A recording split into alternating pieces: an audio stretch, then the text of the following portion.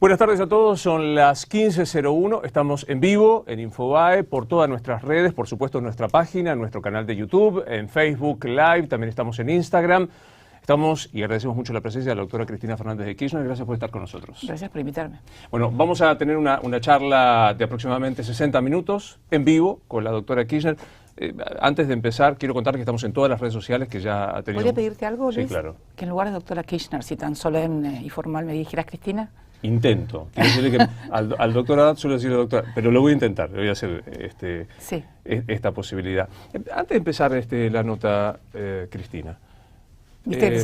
Te salió. Salió. Pero digo, como cuestión antes de la entrevista en sí, ¿por qué decidí dar esta nota?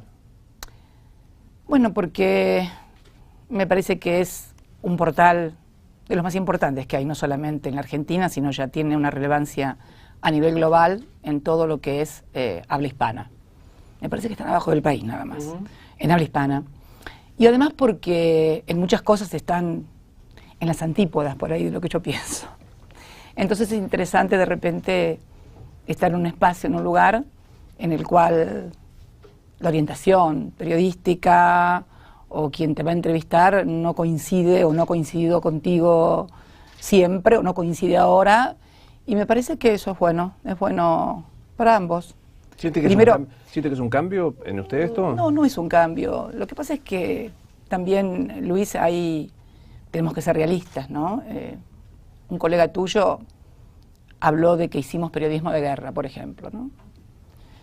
Y cuando me tocó ser presidenta, los dos periodos, hubo momentos muy difíciles y uno siente por ahí como que cuando estás en el ejercicio de la presidencia y decís una palabra o te toman una palabra, una frase, te la ponen fuera de contexto. No me voy a olvidar una anécdota con Néstor en Nueva York, cuando él era presidente todavía. Y en una reunión de colegas tuyos en off, dijo algo y luego salió con un gran titular en un medio hegemónico como una reforma constitucional, una cosa así. Entonces, de repente, cuando vos estás ocupando una posición que representás al país y cualquier frase o cualquier palabra no impacta en vos, que sería lo de menos, sino que impacta en el país, porque presidís el país, tenés que ser más cuidadoso. Me parece que también es realista admitir que hubo y todavía hay en algunos sectores periodismo de guerra, ¿no? Me parece que es... Le propongo 3 ejes de esta charla. Digamos, me parece que después de 2 periodos como jefe de Estado, hoy como candidata a senadora de la provincia de Buenos Aires, podríamos hablar del pasado, del presente y del futuro. Le propongo que hagamos esta barrida por estos 3 grandes ejes que seguramente se van a mezclar. De hecho, mi primera pregunta tiene que ver con un hecho del pasado, pero que está muy presente hoy. Infobae acaba de publicar un anticipo de la pericia de Gendarmería, del encuentro pericial de Gendarmería, todavía no llegó al juez Ercolini, que asegura que Alberto Nisman fue asesinado. ¿Cuál es su hipótesis de lo que pasó con Nisman? Bueno, te tengo una mala noticia. Fue desmentido, yo viniendo para acá, la Dirección de Criminalística de Gendarmería acaba de desmentir que no es cierto, que todavía no hay ningún informe conclusivo y que todavía siguen las pericias. Me escuché al doctor Romero Victorica. Sí, lo acabo. Yo venía en el auto acá y precisamente controlando, mirando, leyendo, salió la desmentida. De cualquier manera, yo cuando fui presidenta y sucedió lo del fiscal Nisman, como corresponde ante un hecho que conmociona a la sociedad, el presidente, en este caso yo era la presidenta, hablé por cadena nacional del país. Es impensable que ante un hecho conmocionante de la sociedad, cuando la sociedad está conmocionada y conmovida, el presidente haga silencio y no hable ni de su opinión. Yo di mi opinión en aquel momento, di mi hipótesis, la sigo sosteniendo, pero me parece que no es momento de volver a hacer hipótesis. Lo hice cuando era mi responsabilidad como presidente hacerlo, y además de hablar al país, también puse a disposición de la justicia todo lo que la justicia necesitara para la investigación. Traigo esta pregunta aquí por 2 motivos. Primero, quiero decir que el informe que firma Román Leichman es un anticipo. Yo respondo porque es un anticipo. No es oficial, pero creo que es una fuente inobjetable. Es cierto lo que usted dice que habló, pero si yo mal no recuerdo, el 19 de enero usted dijo en su Facebook que puede llevar a una persona a esta terrible decisión de quitarse la vida, y luego en cadena sí dice, ¿por qué se iba a suicidar alguien siendo fiscal? Entonces mi pregunta es, ¿qué cree? ¿Cuál es su hipótesis como ex mandataria, no como una ciudadana? ¿Se suicidó o lo mataron? En las dos publicaciones que yo hice en Facebook mencioné la posibilidad de la muerte que no fuera voluntaria, y luego lo hice por cadena nacional. Pero me parece que más allá de las hipótesis que yo pueda tener, hay muchas hipótesis, pero me parece que en este tema hay 4 o 5 hechos que son fundamentales, ¿no? Primero, que se conoce cuál es el arma que provocó la muerte del fiscal Nisman. Segundo, se conoce de quién era esa arma y las circunstancias en las cuales le fueron entregadas al fiscal. Le fueron entregadas por un asistente informático en su propia casa, y fue la última persona que lo vio con vida. En tercer lugar, una persona que, además de ser aparentemente su asistente informático, era una persona que tenía cierta vinculación, porque luego se descubrió que había una cuenta en Nueva York a nombre de ambos, que no estaba declarada por el fiscal por varios cientos de miles de dólares. Convengamos que nadie tiene una cuenta en el exterior con una persona que no es de su extrema confianza. Y por último, esta persona era un furibundo opositor a mi gobierno, ¿no? Y creo que estas son circunstancias que también tienen que ser merituadas. En aquel momento, por parte de la oposición, que hoy es gobierno, hubo una utilización de todo esto para echar sospechas sobre el gobierno, sobre mi persona, inclusive, en forma muy agresiva, pero... Ya que lo dice, digo, para cerrar este tema y avanzar en los próximos, ¿usted sostiene la hipótesis de que no se suicidó Alberto Nisman? Lo que dije en cadena nacional, Luis. ¿Sabes qué pasa, Luis? Y te quiero ser absolutamente sincera. Si yo dijera lo que vos me estás preguntando, en los términos que vos estás preguntando, mañana tenemos un hermoso titular: Cristina dijo tal cosa. Lo que hablé, lo dije en la cadena nacional, en su momento cuando debía hablar. Creo que también es un ejemplo que podría tomar el actual presidente en el caso de Santiago Maldonado, por ejemplo, ¿no? Última sobre el tema, y avanzamos. ¿No recibió ninguna información de la propia inteligencia del país o de algún funcionario que hubiese podido aportar para saber con claridad cuál fue el motivo de la muerte violenta de Nisman? No, porque precisamente estaba investigando la justicia un hecho que, si cualquier organismo de inteligencia o cualquier organismo dependiente de las fuerzas de seguridad yo le hubiera reclamado a ellos un informe especial, se podía ver como un entorpecimiento, intromisión impropio, así que de ninguna manera, al contrario. Imbricado con esto, aunque tengo la necesidad de decirle, a mí el colectivo, cuando nosotros los periodistas decimos la gente, me parece una abstracción absolutamente incomprobable, por lo cual voy a usar esta expresión, la gente, para preguntarle, ¿siente que hay una parte de la comunidad, incluso un periodista, Damián Pachter, que cree que su gobierno tuvo que ver con la muerte de Nisman? Pachter dijo concretamente: estoy seguro que el gobierno de la doctora Kirchner trató de encubrir la muerte modificando la escena del crimen. No, es un disparate. Todos saben que es un disparate. Todos saben que es un inmenso disparate. Me parece que es una acusación sin ningún tipo de fundamento, y yo creo que no la conocen, no la creen ni los que la formulan realmente. Nosotros, en realidad, no teníamos ningún motivo. Esto se desencadenó de una manera, no es que tuvimos largos meses, fue toda una vorágine muy impresionante. Hicieron venir al fiscal de Europa interrumpiendo las vacaciones, nadie sabe por qué, en medio de enero, una denuncia sin pies ni cabeza, a nosotros, nada más ni nada menos que a nosotros, de encubrimiento del atentado terrorista de la AMIA. ¿Sabe quién es la única presidenta y el único presidente que mencionaron a la República Islámica de Irán en Naciones Unidas, acusándolos y diciéndolos que tenían que cooperar con la Argentina? Néstor Kirchner. ¿Y quién le habla? Por eso, usted sabe, Luis, que el año pasado, cuando el presidente fue a la Asamblea de Naciones Unidas, el presidente Macri, y habló y mencionó a los dos atentados, el de la embajada y el de la AMIA, pidió cooperación internacional. Nunca mencionó a la República Islámica de Irán. Los únicos presidentes. Estos dos atentados ocurrieron, tanto el de la embajada, hace ya un cuarto de siglo, 1992. Yo estaba en la provincia de Santa Cruz. Néstor Kirchner tenía el primer año de gestión de su primer gobierno, fue 3 veces gobernador. Yo era diputada provincial. Luego vino el atentado de la AMIA en el 94, ya van 23 años. Hubo un presidente durante el cual se produjo el atentado durante su presidencia, que después tuvo otra presidencia, después estuvo el presidente de la Rúa, después estuvo el presidente Duhalde, después estuvo Kirchner, y recién Kirchner en el año 2007, luego de la acusación que efectuara el doctor Canicova Corral, hace el pedido de cooperación a la República Islámica de Irán. Somos los únicos que hemos nombrado a la República Islámica de Irán y le hemos reclamado cooperación. ¿Por qué? Digamos, casi lo pregunto es más de principios. Usted ha enarbolado en sus dos gestiones la defensa irrestricta de los derechos humanos. Sí.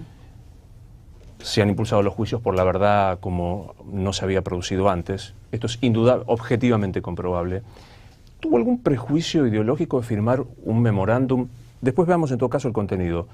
Con una república que entonces gobernaba Mahmoud Ahmadinejad, que negaba el genocidio, lapidaba mujeres infieles, desbarrancaba homosexuales. ¿No le provocó ninguna aprehensión ideológica? No, yo no me acuerdo si estaba Ahmadinejad todavía cuando lo firmamos, pero realmente era el único instrumento para poder lograr que declararan los acusados iraníes y poder destrabar y conocer la verdad. Hace 23 años que pasó el atentado. No hay ninguna respuesta ni a las víctimas ni a los familiares de las víctimas. El único instrumento apto era lograr esto, porque usted sabe que nuestro país no permite el juicio en ausencia. Necesariamente el juez debe interrogar a los acusados. Y fue lo que debimos hacer para lograr memoria, verdad y justicia. Estamos a 23 años y seguimos exactamente en lo mismo. Es más, yo escuchaba que cuando vino el otro día el premier Netanyahu, israelí, habló de los dos atentados y acusó a Irán y Hezbollah. Y realmente, por ejemplo, en la Corte todavía no sabemos qué ha investigado sobre la embajada. Creo que realmente es una... Yo declaré en esta causa, cuando fue el juicio oral en el año 2003, creo, y dije que esta causa se había convertido como en un tablero de ajedrez de la política internacional, de la geopolítica y de la política interna. Usted se acuerda que se fraguó la participación en el atentado de policías bonaerenses para perjudicar la investigación y la imagen del entonces candidato del peronismo, Eduardo Duhalde. Entonces siempre sostuve que era como un tablero de ajedrez, donde se jugaba política interna y donde se utilizaba esto para política interna. Y la verdad que después de tanto tiempo todavía seguimos sin ningún tipo de respuesta. Pero vuelvo a reiterar, el gobierno de Néstor Kirchner y mi gobierno fueron los que mencionaron la República Islámica de Irán y pidieron su cooperación, pero además fuimos los que desclasificamos todos los archivos, creamos una unidad especial fiscal y le dimos todos los recursos. En estos días estaba yendo en los diarios que se está discutiendo que le van a retirar los recursos a la unidad fiscal AMIA y había una discusión entre el funcionario a cargo y el gobierno. Quiero hacer dos preguntas muy concretas, pero como nos comprenden... A ver, vamos a hacer una cosa. Me dijiste pasado, presente y futuro. Vamos a darse el mismo tiempo. No, ahí vamos. Pero es muy presente desde hoy. Sí, claro. No, pero claro. Dos preguntas muy concretas. Como nos comprenden las generales de la ley, por los dos somos abogados, quiero decir que la discusión del juicio en ausencia sigue existiendo y se cree que es inconstitucional. Algunos creen que... Yo creo que pero sí. Bueno. Reformemos... A ver, Luis, vos sos abogado y yo también. Sí. Reformemos la Constitución y se puede hacer el juicio en ausencia. Claro. Con esta Constitución no se puede. ¿Usted instruyó al canciller Timmermans para encontrarse con el canciller iraní en Alepo? No, porque los cancilleres no necesitan instrucciones a partir de cuando la República Islámica comunica. Esto fue creo que en el 2012. En el 2012, exactamente. En el 2012, creo que yo hablo el 25 de septiembre ante Naciones Unidas, y unos días antes formalmente se comunicó al gobierno argentino a través de la Cancillería, si mal no recuerdo, hace bastante tiempo ya, de que querían entablar conversaciones para arribar a un acuerdo de cooperación. Pero digo, el encuentro existió. ¿Qué encuentro? Entre el canciller Timmermans y el canciller iraní. Después de que en Alepo, antes de la firma. El encuentro con el canciller iraní es en Nueva York, en Naciones Unidas, luego de que nos comunican a nosotros que querían entablar negociaciones. ¿No? ¿Es correcto que Hugo Chávez le dio información que le permitía...? No, jamás. Nada, Es más, Me acuerdo que en la primera, yo lo conocí a Hugo Chávez en la primera reunión que se hizo del grupo de los 15 en Venezuela, en Caracas. Y también había una delegación de Irán. Néstor era presidente, yo lo acompañé como senadora, como primera dama, o como primera ciudadana, como más le guste. Y me acuerdo que los iraníes habían solicitado una audiencia. En el marco de las reuniones bilaterales que se hacen en todos los encuentros multilaterales, siempre hay encuentros bilaterales. Y me acuerdo que en aquel momento el presidente pidió, no era Manindeyán, había el anterior me parece que era, pidió una audiencia y Néstor puso como condición de una audiencia bilateral que se incluyera el tema AMIA. Bien. Ellos no aceptaron. Total. Y entonces no hubo reunión. Es más, y para terminar con este tema, si no se va a llevar mucho tiempo, vos fíjate una cosa, nadie se ha percatado y nadie ha hecho la mejor observación y el mejor aporte que puede haber hecho la firma de este memorándum de entendimiento. Es la primera vez que Irán acepta a través de un instrumento que, bueno es decirlo, es facultad exclusiva del presidente y fue ratificado por el Parlamento. Estamos hablando de un memorándum ratificado por el Parlamento, ¿sí? De un acto no judiciable. Sí. Estamos hablando de eso. Bueno, digo yo, si vos representaras un país que no tiene absolutamente nada que ver con un atentado al que se lo acusa, ¿aceptarías firmar un acuerdo en el que implícitamente estás aceptando que algo tenés que ver? Porque si no, ¿por qué necesidad del tema? Me parece que es un tema que nunca nadie analizó adecuadamente, pero me parece que quiero avanzar, pero no quiero dejar de decirlo porque lo he dicho públicamente y me parece que corresponde que delante suyo. Me parece que el acuerdo violaba claramente el juez natural creando una comisión de 7 personas de cada una de las partes, a donde había que pedirle permiso a esta comisión. Tengo frente a mí el acuerdo. Por eso creo que el delito de traición a la patria que se le imputa puede, al menos admite el análisis. ¿Va a declarar cuando...? ¿Vos me estás hablando en serio, Luis, que te parece que es que el delito de traición a la patria? No, digamos, no metafóricamente, como dice el Código Penal.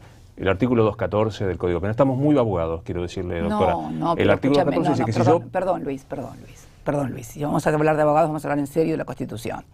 A ver, es un acuerdo entre dos países firmado de acuerdo a lo que marca a las facultades que marca la Constitución, de acuerdo a la Convención de Viena, que es la que regla todo lo que es relativo a tratados bilaterales o multilaterales entre los países, y además es aprobado por el Congreso de la Nación, diputados y senadores. Es un acto no judiciable, no es un acto de guerra. Yo entiendo que quieran forzar las cosas por cuestiones geopolíticas, por orientaciones, por todo lo que yo charlaba al principio de la disparidad que tenemos de pareceres en cuanto a las cosas, pero realmente traiciona a la patria. Puede creerme no, de cualquier manera, creo que esto que se está haciendo de traición a la patria o el encubrimiento forma parte de una persecución judicial, pero es más, creo que por traición a la patria fueron acusados únicamente Juan Domingo Perón, y si Bonadío así lo establece, sería también indagada yo por traición a la patria. Realmente me parece un disparate. Realmente me parece un disparate, un dislate que no tiene ni pies ni cabeza. Tomo absolutamente su argumento. No quiero dejar de decirlo frente a usted, que crear una comisión que someta a los condenados por volar la AMIA. Perdón, y que Luis, me parece que eso es crear una jurisdicción distinta. Me parece que el que primero tendría que haberse agraviado de esto es el propio juez de la causa, que sostuvo que el memorándum era constitucional, porque la Cámara considero que no. Pero me parece a mí que el único que tiene facultades para absolver, para sobreseer o demás es el juez. Avanzo sobre otros temas para hablar un poco del mundo. Lo mencionamos a Chávez. ¿Hay democracia en Venezuela para usted, doctora Cristina? Mira, yo creo que la democracia está en emergencia en toda América Latina. Me parece que la elección de Venezuela únicamente como un leading case en donde no hay democracia y en todo el resto de la región funciona la democracia es una falacia. Si empezamos por México, por ejemplo, este año asesinaron a 44 colegas tuyos, 44 periodistas. Hay una violencia institucional, violencia física, gente que desaparece, miles de muertos. Y me parece también que, en definitiva, en Brasil, en Venezuela, con todas las dificultades de un país dividido y partido en dos, donde hay severos enfrentamientos y donde no contribuye para nada que asucemos de un lado o del otro. Yo soy de los que piensan, como cuando Alfonsín acudió con el grupo Contadora para calmar las aguas, me parece que elegir un solo país y cargar sobre ese, por una cuestión que evidentemente no se hace con otros países donde hay muchísima violencia, donde desaparece gente, donde el Estado también ejerce una violencia muy fuerte. Yo creo que, le voy a ser sincera, yo creo que la democracia, Luis, está en emergencia en toda América Latina. Cuando veo en Brasil, por ejemplo, el juicio de destitución de Dilma Rousseff, cuando veo acá, porque en definitiva, a ver, en Venezuela, ¿hay presos políticos? Sí. ¿Acá hay presos políticos? No, que yo conozca no. ¿Y Milagro Sala no te parece una presa política? No. Ah, bueno, yo creo que acá hay presos políticos, creo que acá hay persecución, creo que acá hay persecución política, acá se intervienen sindicatos, acá el presidente, a todo aquel que no piensa como él, sea un juez laboralista, sea un abogado laboralista, sea un sindicalista, sea un opositor, los considera mafiosos. Perdón, no estoy diciendo, no pongas palabras en mi boca. No, pero digo. No, estoy diciendo que hay también una mesa judicial, tomó estado público de una mesa judicial que integra el presidente con el jefe de gabinete, con el ministro de Justicia y con otro abogado integrante del gobierno. No me parece muy democrático ni muy divisiones de poderes que haya una mesa judicial. Hubiera sido un escándalo esto si hubiera trascendido que en mi gobierno yo presidía una mesa judicial. El otro día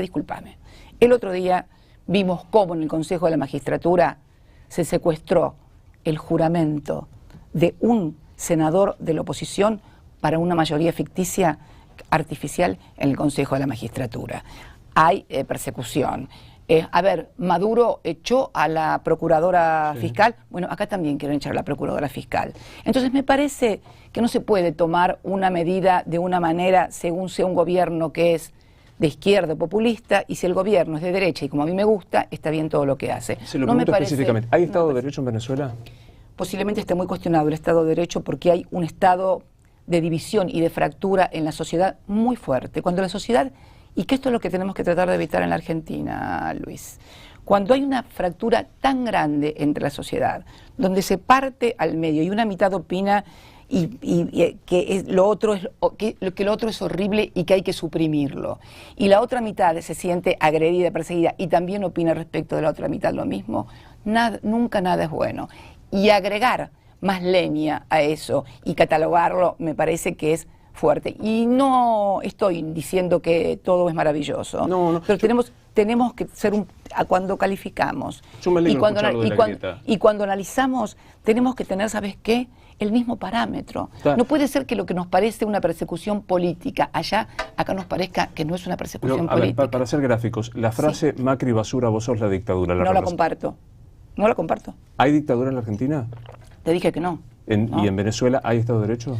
Me parece, bueno, acá hay Estado de Derecho, acá tampoco hay Estado de Derecho. No, acá no hay Estado de Derecho, no es cierto. No, acá no. En Venezuela no hay Estado de Derecho, acá tampoco hay Estado de Derecho. No hay Estado de Derecho, Luis. A ver, tenemos hace 42 días un desaparecido y nadie ha dicho absolutamente nada, nadie se hace cargo de nada, y la última vez que esa persona desapareció lo hizo un operativo de seguridad encabezado por la Gendarmería. Acá el presidente sale por los medios de comunicación diciendo que la procuradora fiscal se tiene que ir, tiene que renunciar. Sale el presidente diciendo que los jueces que no fallen como él quiere los van a cambiar y se van a tener que ir. Secuestran al juramento de un senador de la oposición, faltó que los encerraran en el baño. ¿Vos te imaginás, por ejemplo, el día de mañana encerrar 2 diputados en el baño y que se vote una ley y luego, bueno, después salen? No estamos bien en materia de Estado de Derecho en la República. En Argentina no hay Estado de Derecho. No tenemos una justicia imparcial tampoco, no tenemos una justicia confiable, no, está severamente cuestionado el Estado de Derecho en la Argentina. Sí, yo creo que sí. Me no cuesta... te enojes conmigo por pensar ¿Cómo voy a enojar? diferente. Yo creo que pensar distinto es un valor. Al contrario. ¿Puedo ser brutalmente sincero? Por eso estoy acá. No tan brutal, por favor, pero... pero brutalmente... Sí.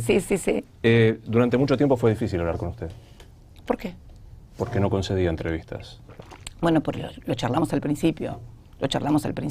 El tema del periodismo de guerra. ¿A vos te parece normal que haya periodismo de guerra? ¿A vos te parece normal y te parece igual el tratamiento que, por ejemplo, los medios hegemónicos o este mismo medio hace con respecto a las cosas que suceden en el gobierno de Macri que con las que sucedían respecto a mi gobierno? Hablo por parece? este medio, no hablo por otros medios hegemónicos donde no trabajo. En los medios en donde yo trabajo hay una, y en este particularmente, y en América donde yo trabajo, una particular libertad de opinión. No hablo de eso, no hablo de la libertad de opinión. No digo que te dicen que vos lo que vos tenés que... No te estoy diciendo eso, pero hay una línea editorial que no manejás vos porque vos sos periodista. Vos manejás tu entrevista, lo que vos pensás, lo que vos escribís y lo que vos firmás. Pero no podemos desconocer que todo medio de comunicación, hegemónico, no hegemónico, tiene una línea editorial donde privilegia una información o donde aparecen informaciones que luego se comprueba que no son ciertas, que son falsas. Este problema no es solamente un problema aquí en la Argentina, Luis. Es un problema en el mundo de la posverdad. Entonces me parece que es bueno que...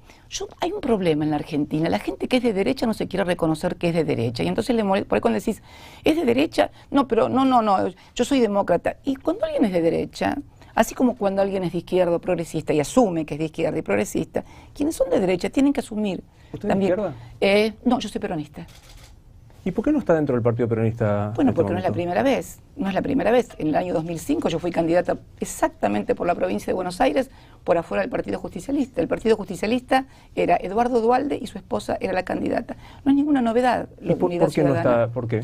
Porque nosotros considerábamos fundamentalmente que el momento que estábamos viviendo y que estamos viviendo hace que tengamos que unir fuerzas y fundamentalmente no plantear divisiones o discusiones o diferencias entre nosotros que seguramente iban a distraernos del problema principal, que es el ajuste, las consecuencias de las políticas económicas y lo que está pasando con la gente. Entonces me parece... Pero no es de izquierda, insisto. Soy peronista, toda la vida fui peronista. ¿Pero por qué? Usted decía recién, ¿hay gente que tiene miedo de definirse de derecha o gente es peronista de izquierda, peronista de derecha, peronista...? Uy, podríamos hacer... Si nos ponemos a hablar del peronismo y de las izquierdas y las derechas dentro del peronismo, me parece que vamos a tener que tener... 3 horas. 3 horas y además no vamos a llegar a ninguna conclusión, además de aburrir a todos los que nos están escuchando. A mí me parece atrapante, si le interesa... A vos te parecerá atrapante, pero al que perdió el trabajo, al que no tiene el trabajo, al que no le alcanza... la plata para vivir, el que no puede estudiar, el que no tiene casa donde vivir, no le alcanza para el alquiler, no le parece, esas discusiones no le parecen atrapantes. Al contrario, puede ser entre nosotros, entre los políticos, esto puede ser atrapante, o entre los periodistas, por el ejercicio propio de la profesión, puedan ser atrapantes, pero no. Hablemos del peronismo. Sí. Hoy usted está pidiendo la unidad, lo hizo a través de una carta que le fue contestada por Sergio Massa, por Florencio Randazzo, algunos gobernadores como Juan Manuel Urtubey de Salta dijeron Cristina fue, algunos otros ya no nos representa. La pregunta sería, la unidad del peronismo parece que tiene un solo obstáculo. ¿Sería yo para vos? ¿No siente eso? No. Primero, la carta yo no la escribí para los dirigentes. La carta claramente está dirigida a todos los electores y electoras que votaron oposición en la provincia de Buenos Aires, por una razón lógica y además certificada por el propio resultado electoral del 13 de agosto. Si de cada 3 bonaerenses, 2 votaron oposición, es claro que hay 2 de cada 3 que no quieren esta política de ajuste y que creen que debe haber un cambio en la política económica. El propio resultado de la elección, entre lo que es la oposición, me parece que nos exime de mayores resultados en cuanto a que, evidentemente, ganamos las elecciones en Unidad Ciudadana. Es muy difícil ser un obstáculo desde haber ganado las elecciones y sobre todo que te digan que sos un obstáculo los que no tuvieron, digamos, un resultado electoral como era el esperado. Me parece que, al contrario, yo no quería ser senadora, Luis. La verdad que yo he sido presidenta ya en 2 oportunidades.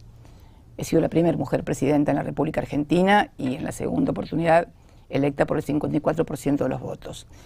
En realidad, y vas a coincidir conmigo también, ya que sos tan observador del peronismo, que muchos intendentes el año pasado tenían también una visión parecida, como que nuestro tiempo en la política, o mi tiempo, si te gusta más, ya había pasado.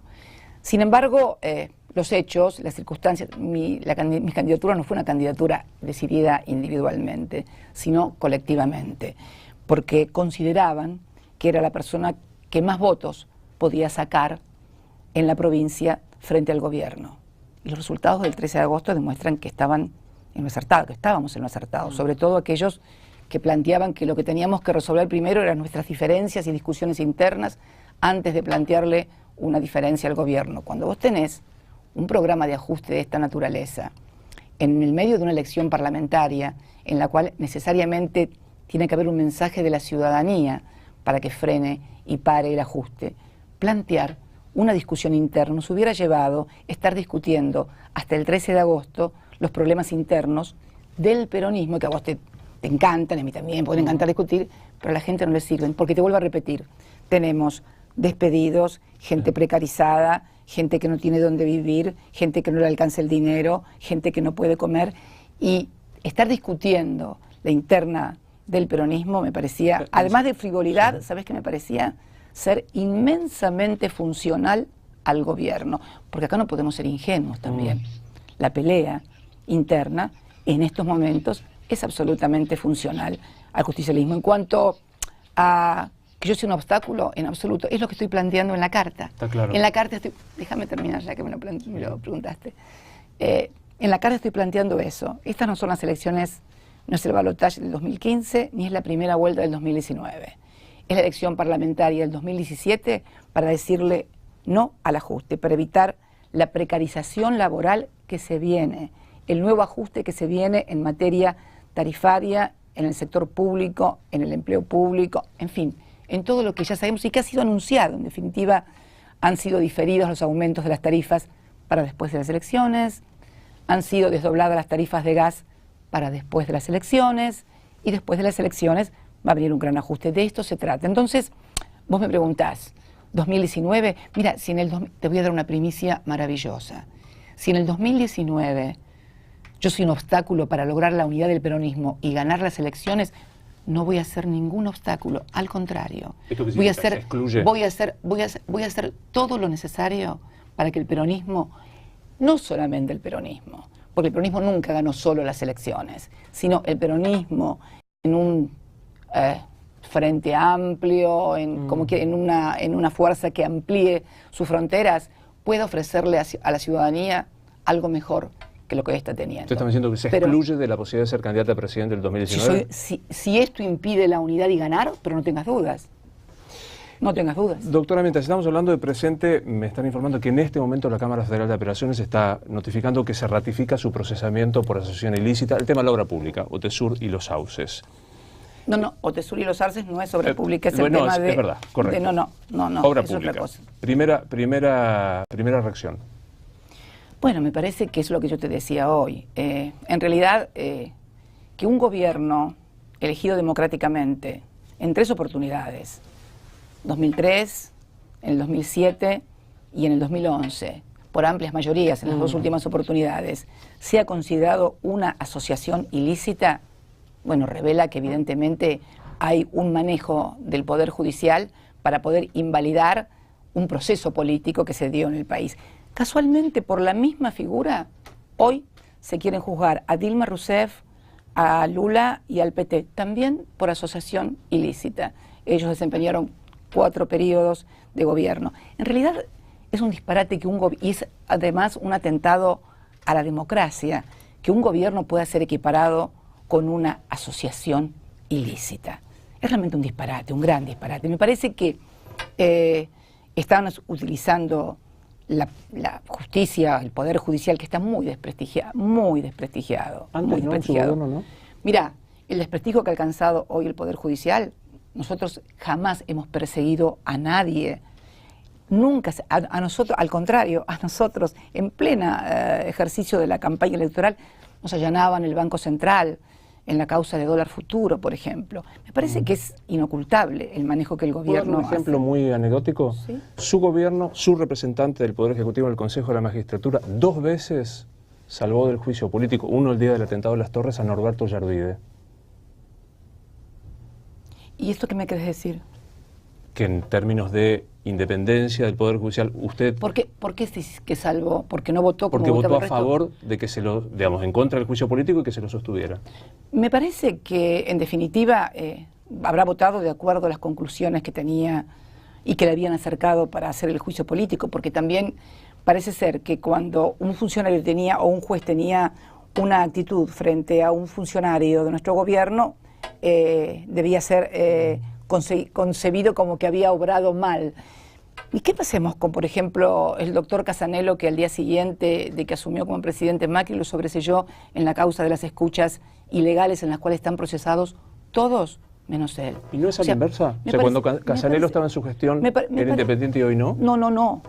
Al revés te digo. Se decían que eran que no eran dependientes y después sí. Me parece que es esto lo que estamos hablando desde hoy. Creo que hay una visión de que según quien sea el procesado, según quien sea el condenado, según quien sea el acusado, entonces ahí tomamos una decisión a favor o en contra. No me parece, y creo sinceramente, te vuelvo a repetir, Luis, creo que hay un manejo descarado del Poder Judicial y fundamentalmente para perseguir a quien habla, porque te vuelvo a repetir, asociación ilícita, realmente, me parece un disparate. Me sorprende el calificativo, persecución. La ley de reforma judicial, la ley de transparencia, la ley de subrogancias, ¿no fueron un modo de...? No, al contrario, la ley de modificación del Consejo de la Magistratura, donde queríamos que quienes integran el Consejo de la Magistratura fueran elegidos democráticamente, al contrario, evitaba el voto corporativo.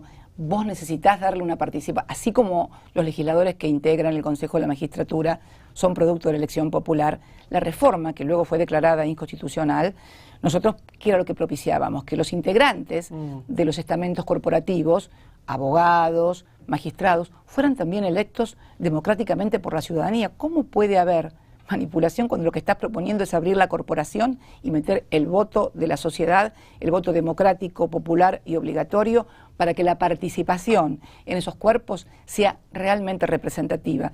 No ya de la corporación, sino fundamentalmente de la ciudadanía. Me parece que esto era una reforma muy, pero muy interesante. Y además, Luis, me parece que hay un antecedente que se soslaya y que es la actitud que tuvo este gobierno con respecto a lo que es la organización del Poder Judicial. Nunca nadie antes del presidente Kirchner había renunciado a la facultad que le otorga la Constitución de proponer libremente a quien se le antoje como miembro de la Corte. Y creo que construimos una Corte que fue un ejemplo. Ya no existe esa Corte. Desafortunadamente fue una Corte ejemplar. Lo dicen todos. ¿No hay independencia en la Corte de hoy? Yo creo que a partir de la metodología de inclusión de los dos primeros que se intentó hacer mediante decreto, más denuncias de algunos miembros sobre la Corte, me parece que está también sospechado hoy el rol de la Corte, de la independencia. Creo que hay demasiadas amenazas cruzadas, denuncias, presiones.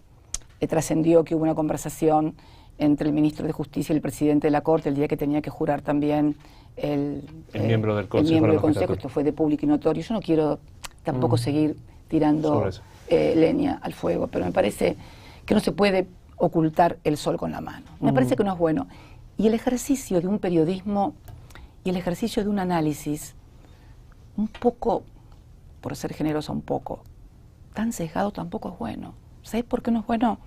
Porque cuando el poder político de un país ve que en los diarios aparece lo que ellos quieren que aparezca y no otra cosa. Cuando un presidente enciende el televisor y salvo alguna aisladísima excepción, todo el mundo dice lo que él quiere. Bueno, eso no es bueno. Eso no es bueno porque, al contrario de lo que te pasa cuando vos te sentís que te están criticando y que te estás siempre atenta a que no pase nada, que pueden pasar cosas evidentemente siempre, pero me parece que eso no es bueno. Creo que ayudaría mucho más al Estado de Derecho, a la democracia, una estructura mediática que no dé este blindaje. Yo siento que el gobierno está blindado mediáticamente, es lo que la gente percibe. Es más, vos fíjate que yo creo que mucha gente no se siente interpretada muchas veces por lo que ve en televisión. ¿No te ha pasado escuchar comentarios de gente que cada vez ve menos televisión y pone plataforma Netflix y demás y te dice, por ejemplo, ya no se puede escuchar ni mirar televisión? ¿No te pasa? ¿No? Me parece que es mucha la variedad. No puedo dejar de decirlo en estos términos. ¿El modelo de comunicación para usted era 678? No.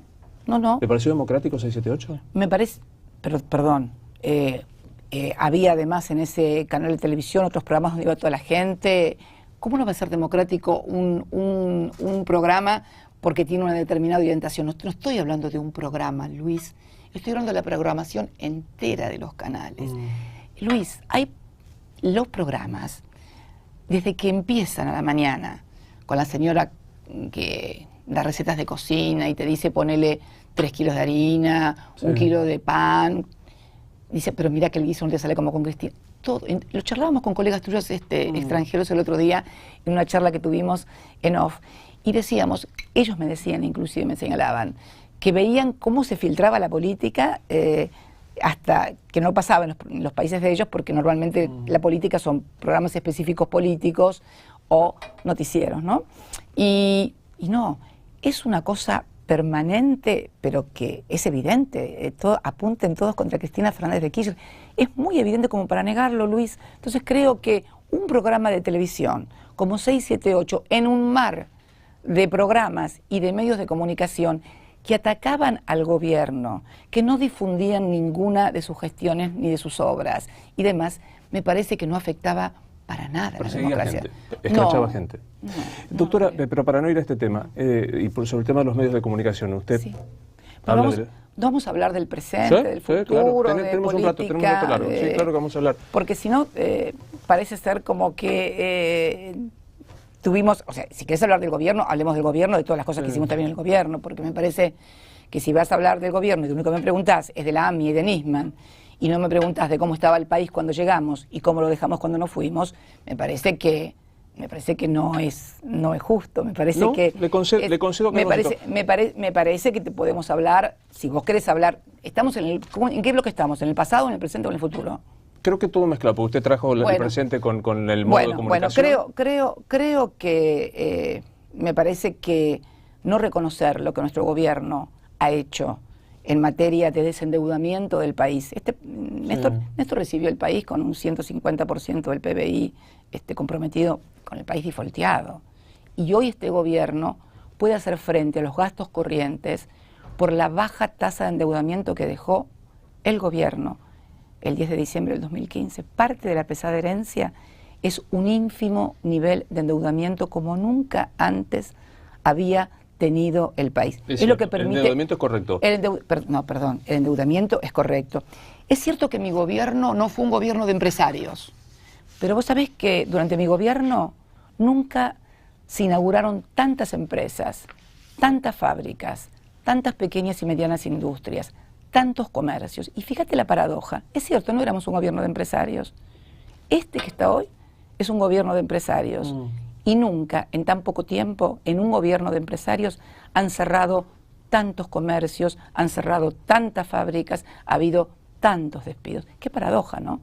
Y no es que vivíamos en Disney World, pero creo que habíamos hecho un trabajo muy bueno en cuanto a inclusión social, en cuanto a derechos humanos, en cuanto a desendeudamiento, a trabajo industrial, generación de millones de puestos de trabajo. Recibimos el país con una desocupación de 2 dígitos. Y cuando el 10 de diciembre terminó el gobierno, teníamos 5.9 de desocupación. El trabajo... ¿De cuál INDEC, Cristina? No. Esperá, ¿vos sabés cómo se toma? El INDEC no hace la medición de las... No hace la provinciales, medición. Los institutos provinciales. La medición del INDEC la hacen todos los institutos provinciales en desocupación y te mandan, el INDEC no hace el control de desocupación. Conozco el control de desocupación lo hacen los institutos provinciales y lo mandan al nacional. A ver, Luis, no seríamos honestos si no reconocen que en la Argentina del 2015 el trabajo no era un problema. La gente no se despertaba pensando que podía perder el trabajo. Sin la inflación. Sin la inflación. Hoy es más alta la inflación. Y con la caba, te lo mido con la caba. Que el de la caba. Digo, reconoce que la intervención del INDEC fue un... Perdón. Te reconozco que había inflación, pero hoy te reconozco que hay más inflación. Porque ¿sabés cuál es el problema de este gobierno? No solucionó ninguno de los problemas que había, sino que los agravó. Y sacó todo lo que estaba bien. ¿Vos te acordás que había un spot televisivo que decía, vamos a cambiar todo lo malo, pero todo lo bueno va a quedar? Bueno, fue exactamente a la inversa. Profundizaron, hoy hay más déficit fiscal que al 10 de diciembre del 2015. Hoy la desocupación ha trepado a 2 dígitos. A nosotros en el conurbano nos costó bajar la desocupación de 2 dígitos todo un periodo de gobierno. Yo no recuerdo si fue en el 2007 o en el 2008, en el primer año de mi gobierno o en el último de Néstor, que logramos que el conurbano tuviera nuevamente una desocupación de 1 dígito, que fue la primera, 9.2. Fue creo que en el 2007. Doctora, y vos fíjate, no, permitime, porque me dejaste explayar en los otros temas, este es un tema muy importante. Obviamente. Muy importante. Entonces, llegamos a 1 dígito y hoy, en 1 año y medio, volvimos a 2 dígitos en el conurbano bonaerense. Estamos en 11.9 de desocupación. El déficit fiscal, que lo planteaban como el gran cuco, hoy, tanto el primario como el financiero son superiores. La inflación es superior y con un problema. Te lo mido por la cava te lo mido.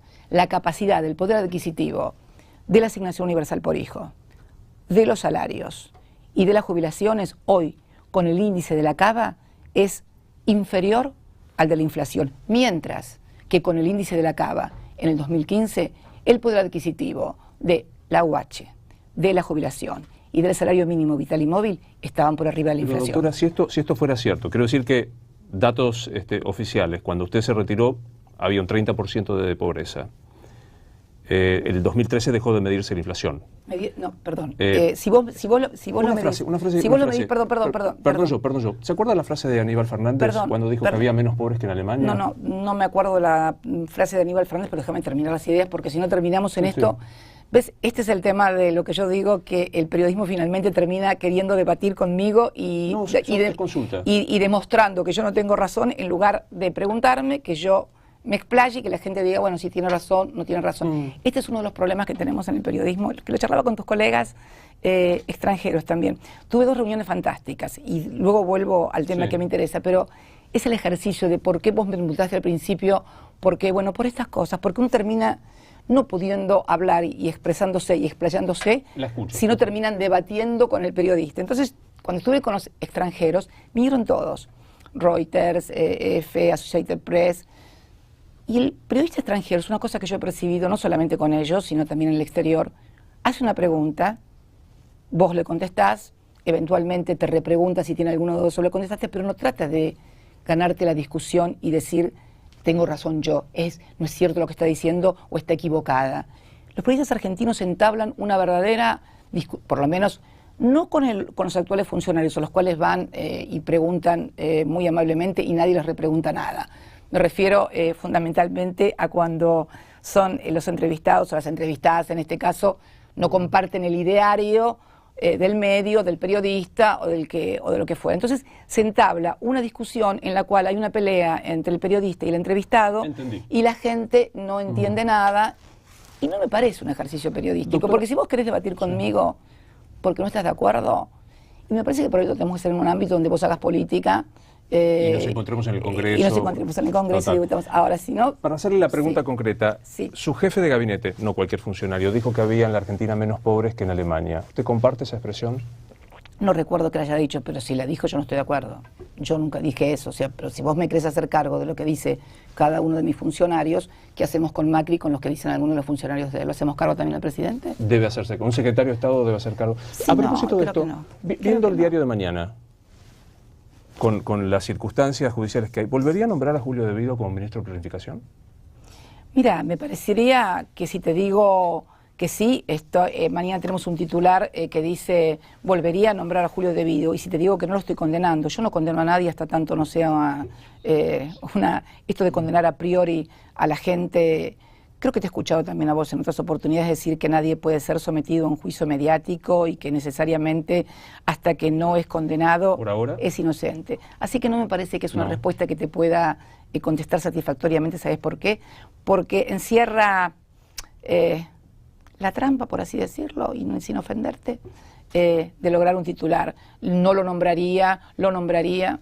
Me parece que es una hipótesis que además no tiene ningún sentido. Porque casi curiosidad histórica, le confieso. Sí, no es curiosidad histórica. ¿A Mago Wood lo nombraría nuevamente vicepresidente?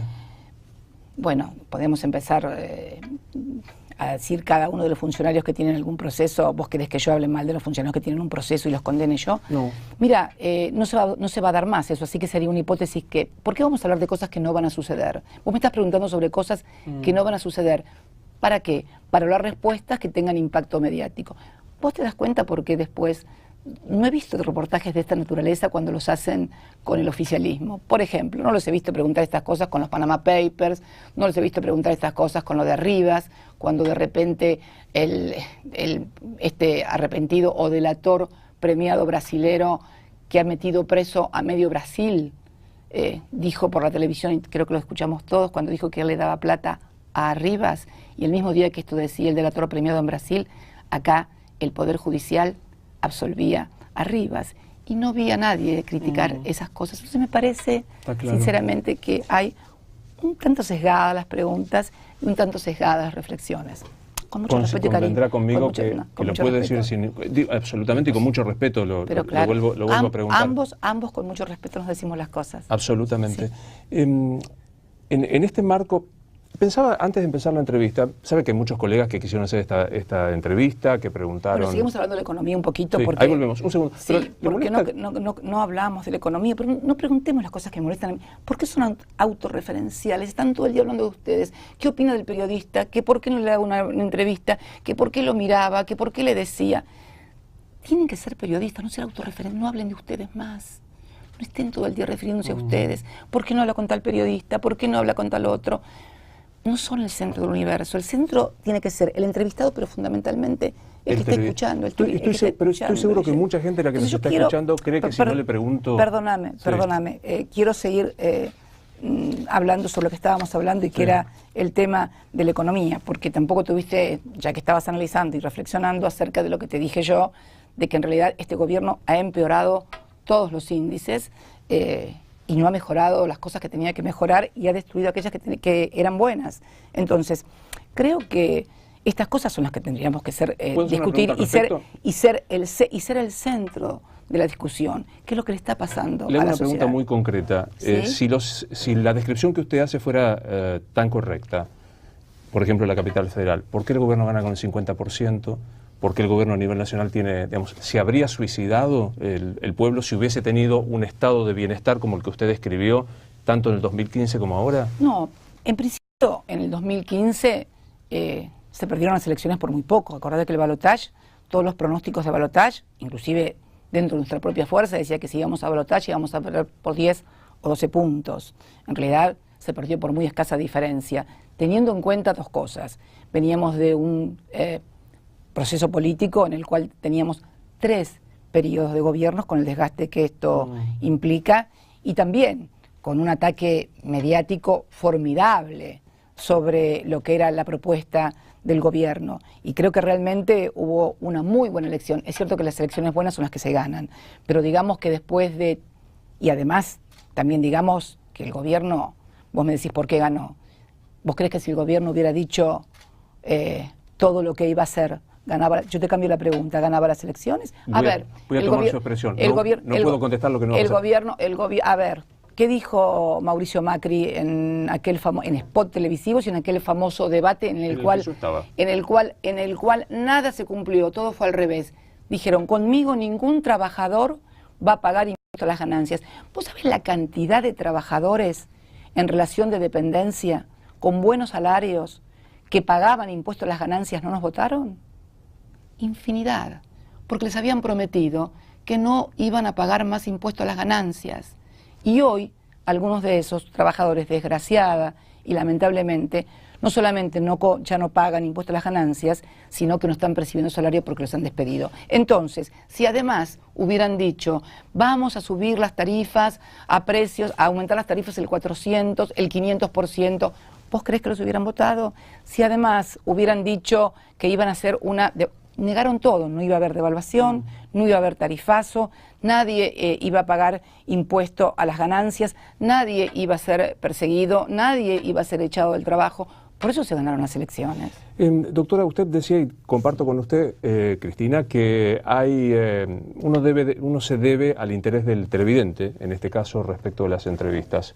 Es impactante cuando uno recoge la curiosidad de la gente ante una entrevista, cómo hay 2 temas que aparecen muy presentes con usted, que tienen que ver por esto de no haber tenido habitualmente, porque coincide conmigo, no tuvo un ejercicio de la entrevista habitual en su gestión. Y uno tiene que ver con su fortuna personal. Yo sé que hay una causa judicial que se ha cerrado y no le estoy preguntando judicialmente. Mi pregunta es, Usted declaró en el 2003 que tenía un patrimonio de 7 millones de pesos y en el 2010 de 100 millones de pesos. Siendo funcionaria pública, ¿le parece que es explicable este crecimiento patrimonial? Mira, yo te voy a decir algo. Una semana antes aproximadamente, es una pregunta, me gusta tu pregunta, me encanta tu pregunta, Luis, es una pregunta difícil y me la he preguntado muchas veces y me la van a preguntar, ¿no? Así que me gusta mucho tu pregunta, te aclaro. Mira, una semana antes de que nosotros asumiéramos, o que Néstor asumiera como presidente, La Nación publicó, no sé si una editorial o una nota acerca de nuestra fortuna personal. Y dijo que habíamos hecho una muy buena fortuna personal, producto de que teníamos un estudio. Esto está escrito en La Nación, lo puedes corroborar. Te doy la fecha si quieres buscarlo. 18 de mayo del 2003. Hablaba de que Néstor, antes de asumir como intendente, que fue su primer cargo público, teníamos más de 23 propiedades. En realidad, siempre con nuestro estudio nos hemos dedicado a la adquisición de propiedades, a la locación de las propiedades, a plazos fijos. La evolución del patrimonio ya fue evaluada y fue juzgada judicialmente.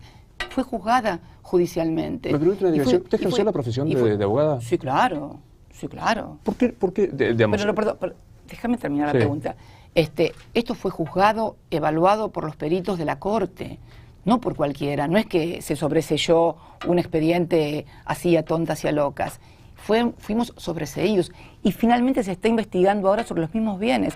A mí nadie me descubrió una cuenta de repente en Panama Papers, ni me descubrieron cosas que yo no hubiera declarado.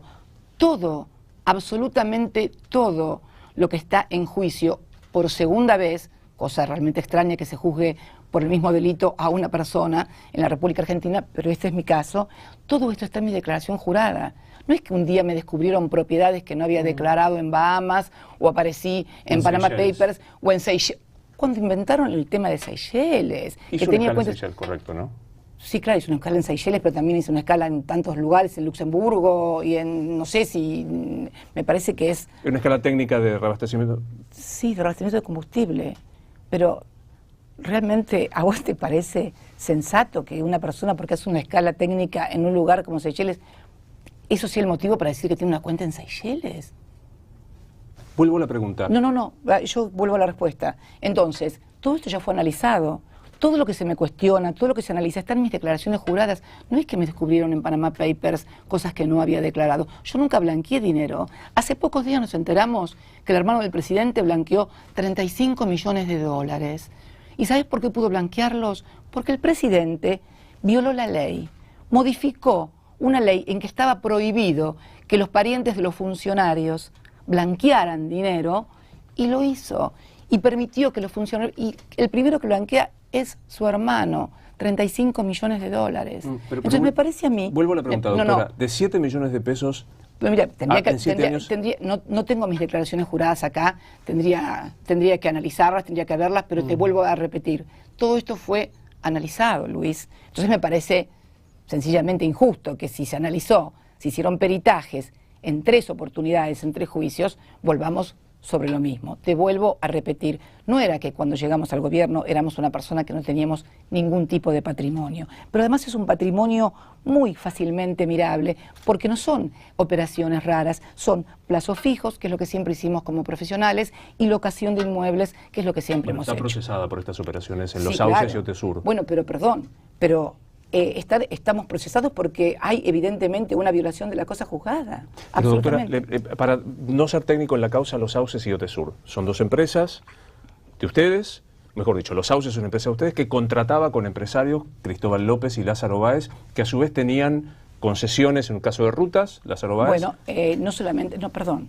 En este caso yo también fui sobreseída en otro expediente en el cual había un contrato de un hotel que no era con Lázaro Báez ni era con Cristóbal López, era con otra empresa que creo que tenía autopistas, que creo que tenía también autopistas y también era contratista de la obra pública, y Ercolini sobreseyó este expediente y por cifras muy superiores a la de Lázaro Báez y Cristóbal López, pero muy superiores en serio y por más tiempo también. Sobreseído por el doctor Ercolini. ¿Pero le parece?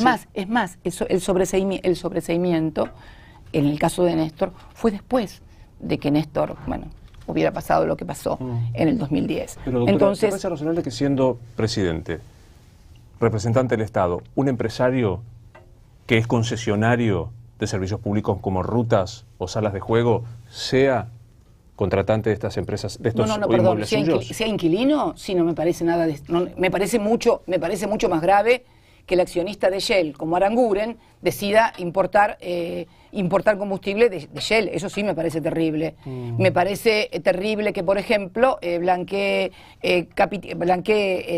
un funcionario como el amigo del presidente, Caputo, que también es dueño de empresas eléctricas y se aumentan las tarifas eléctricas. Me parece terrible lo del correo, cuando el presidente decide una deuda de 70.000 millones de pesos a favor de su empresa. Eso sí me parece espantoso. Escandaloso me parece. Ahora que alguien me alquile un inmueble a precios de mercado, porque no es un inmueble que no vale nada, ni me alquile a precio de mercado un inmueble, no me parece un contrato de locación. Entonces, ¿por qué, por ejemplo, el presidente le alquila su casa al titular de la AFI? ¿Te parece bueno que el que maneja los fondos reservados le alquile una casa al presidente?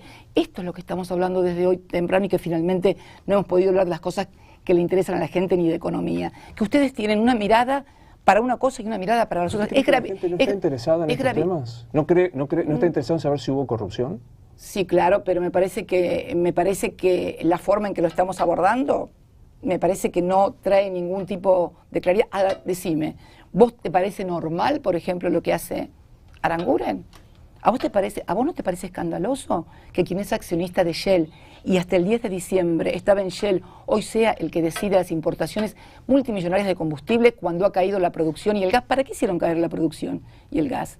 ¿Para importar combustible? ¿No te parece también escandaloso el hecho de que Caputo, el ministro de Financiamiento, haya tomado 500 millones del Fondo de Sustentabilidad del ANSES para ponerlo en un fondo de inversión suyo y cobrado una comisión? ¿No te parece escandaloso que Caputo, cuando hacen la negociación de las deudas soberanas de las provincias, contraten a brokers en Nueva York, en un estudio que son hermanos de ellos? La verdad que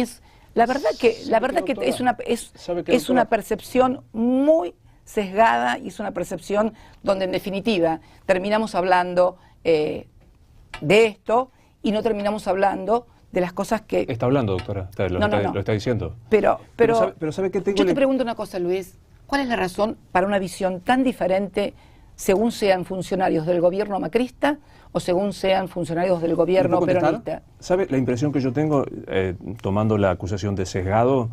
Que usted no me está contestando concretamente. ¿Cómo que no te estoy contestando? No, espere, no me está contestando específicamente lo que le estoy preguntando, sino me está diciendo, pero mira que también hay este hecho. No, te estoy contestando, te estoy contestando, Luis, por favor. Que los alquileres eran alquileres de inmuebles que valían, el precio está determinado, está aprobado en los contratos. Pero casualmente en los alquileres se le otorgó la mayor concesión de obra pública de la historia. ¿A quién? A Lázaro Báez. No. El 83% de la obra pública de Santa Cruz era de Lázaro Báez. Por favor. El primo del presidente Pero me entiende que vuelva a contestarme con un ejemplo mal de muchos, consuelo de tonto. Pero no es eso, pero que si fuera cierto que es el que tiene más contratos, porque pero en Santa Cruz, porque era una empresa que estaba en Santa Cruz. Y si vos vas a Corrientes, vas a encontrar la empresa... empresas... ¿En Corrientes estaba Lázaro Báez? Hay otras empresas mucho más importantes. Me parece que doctora, para seguir muy sesgado realmente. ¿Qué sensación Pero tuvo? me encanta que me preguntes esto, está claro que no me siento molesta ni nada. Pero me gustaría que tengamos después al mismo tiempo para seguir discutiendo tenemos todo el tiempo que usted quiera. Bien. Todo el tiempo que usted quiera. Bien. ¿Qué sintió el 14 de junio del 2016 cuando se enteró que José López tiraba bolsos en el convento? Te voy a agradecer mucho esa pregunta. Vos sabés que es una cosa muy fuerte, fue una cosa muy fuerte. Yo estaba en Calafate y cuando vinieron a decirme, a contarme, yo no miro televisión, no alcanzaba a comprender la escena. Me parecía brutal, me parecía grotesca, no entendía qué había pasado. Y después tuve una gran indignación y un gran enojo, pero mucho. Y después me vino como una cosa como de tristeza, de angustia. ¿Sabes por qué? ¿Sabes en quién pensé más que en el proyecto político, más que en la imagen de nuestro gobierno? Pensé en los miles y miles de pibes que nosotros habíamos incorporado a la política, cómo se podían sentir con esa escena. Para mí fue brutal y fue terrible. Y la verdad que hasta el día de hoy quisiera saber, porque siempre con un corrupto hay un corruptor, siempre quisiera saber cuándo, quién le entregó ese dinero. Porque, te digo sinceramente, Luis, me cuesta creer que todavía, frente a fajos de dinero termosellados, numerados, que se pueden identificar, todavía la justicia no haya podido determinar quién se los dio y cuándo se los dio.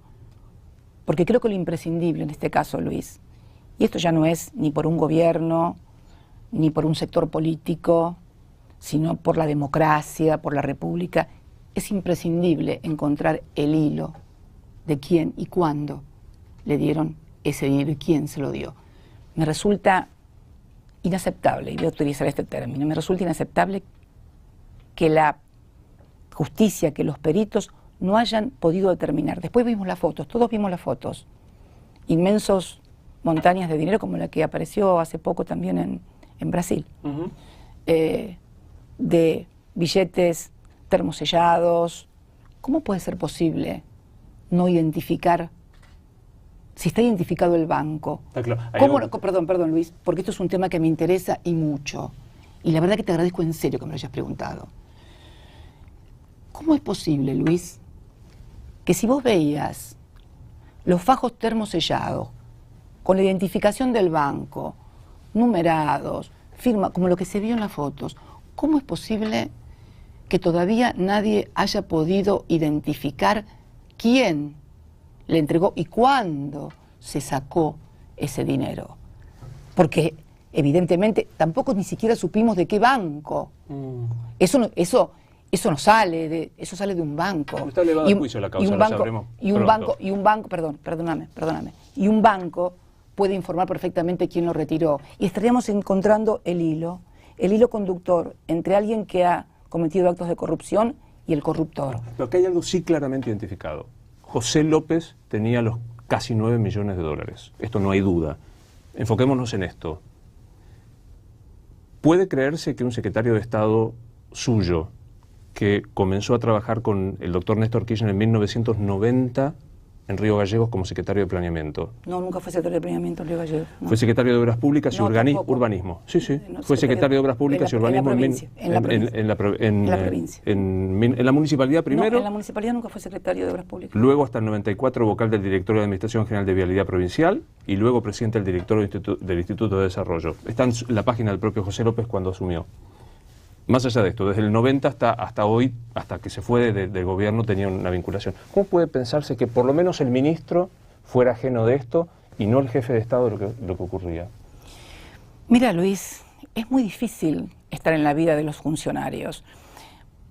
Vos te habrá pasado, habrás conocido casos de matrimonios inclusive, que la mujer no sabía lo que hacía el marido o el marido no sabía lo que hacía la mujer, y no me refiero a temas personales o íntimos, sino mujeres que no sabían que su marido, en fin, hacía cosas que no eran legales y demás. ¿A vos te parece que yo puedo saber, un jefe de Estado?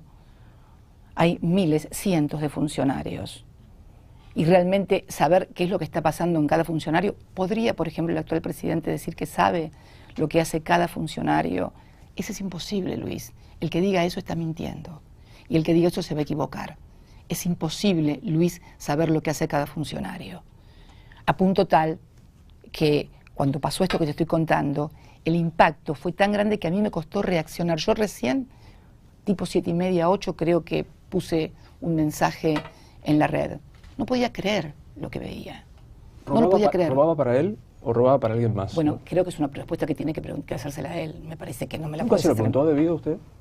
No, yo después, esto pasó ya cuando 14 de junio del 2016. Esto pasó cuando ya había terminado el gobierno. Yo prácticamente todo el año pasado estaba prácticamente en el sur. Esto no pasó en medio del gobierno realmente. Así que, en realidad, y aparte, yo se lo pregunto a Devido, y Devido me va a decir, sí, lo sabía, ¿y qué me va a contestar? ¿Que sí que lo sabía? ¿Usted cree que Devido lo sabía? No puedo decir, no puedo contestarte eso, Luis. No puedo contestarte eso, Luis.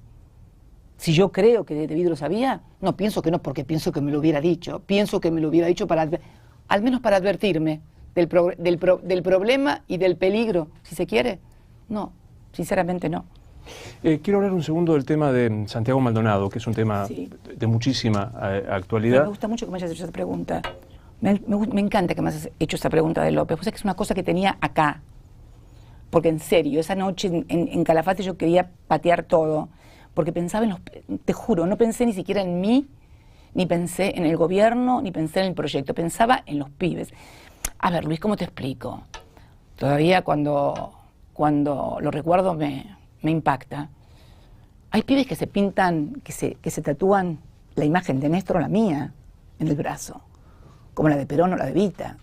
Y lo primero que se me vino a la cabeza fue estos pibes que nosotros los incorporamos a la política, que volvieron a creer, porque había pasado cosas terribles en la política en Argentina.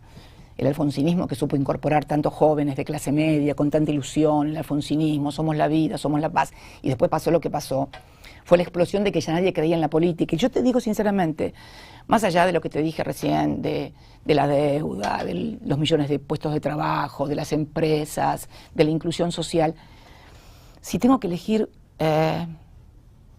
una cosa de mi gobierno, te parecerá por ahí tonta o ideológica o lo que quieras, pero es la incorporación de miles de pibes a la política. Para mí es lo más importante que logré. Y yo en ese momento, cuando pasó eso de José López, fue terrible.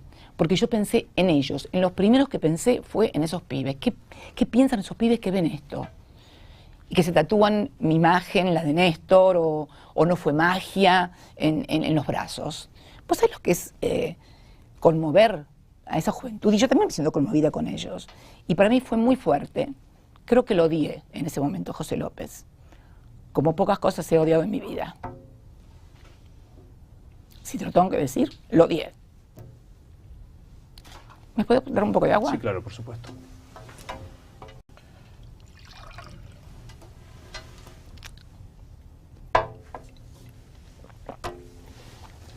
Quiero pasar al tema Maldonado, pero no quiero dejar de tocar las causas que tienen que ver. Yo he dicho, y me parece leal que lo diga frente a usted. ¿Me vas a hacer un interrogatorio judicial? No, déjalo con Adillo con el interrogatorio judicial. No, pero a mí me parece que es de nobleza que cuando uno opina sin el aludido enfrente, cuando lo tenga enfrente lo diga.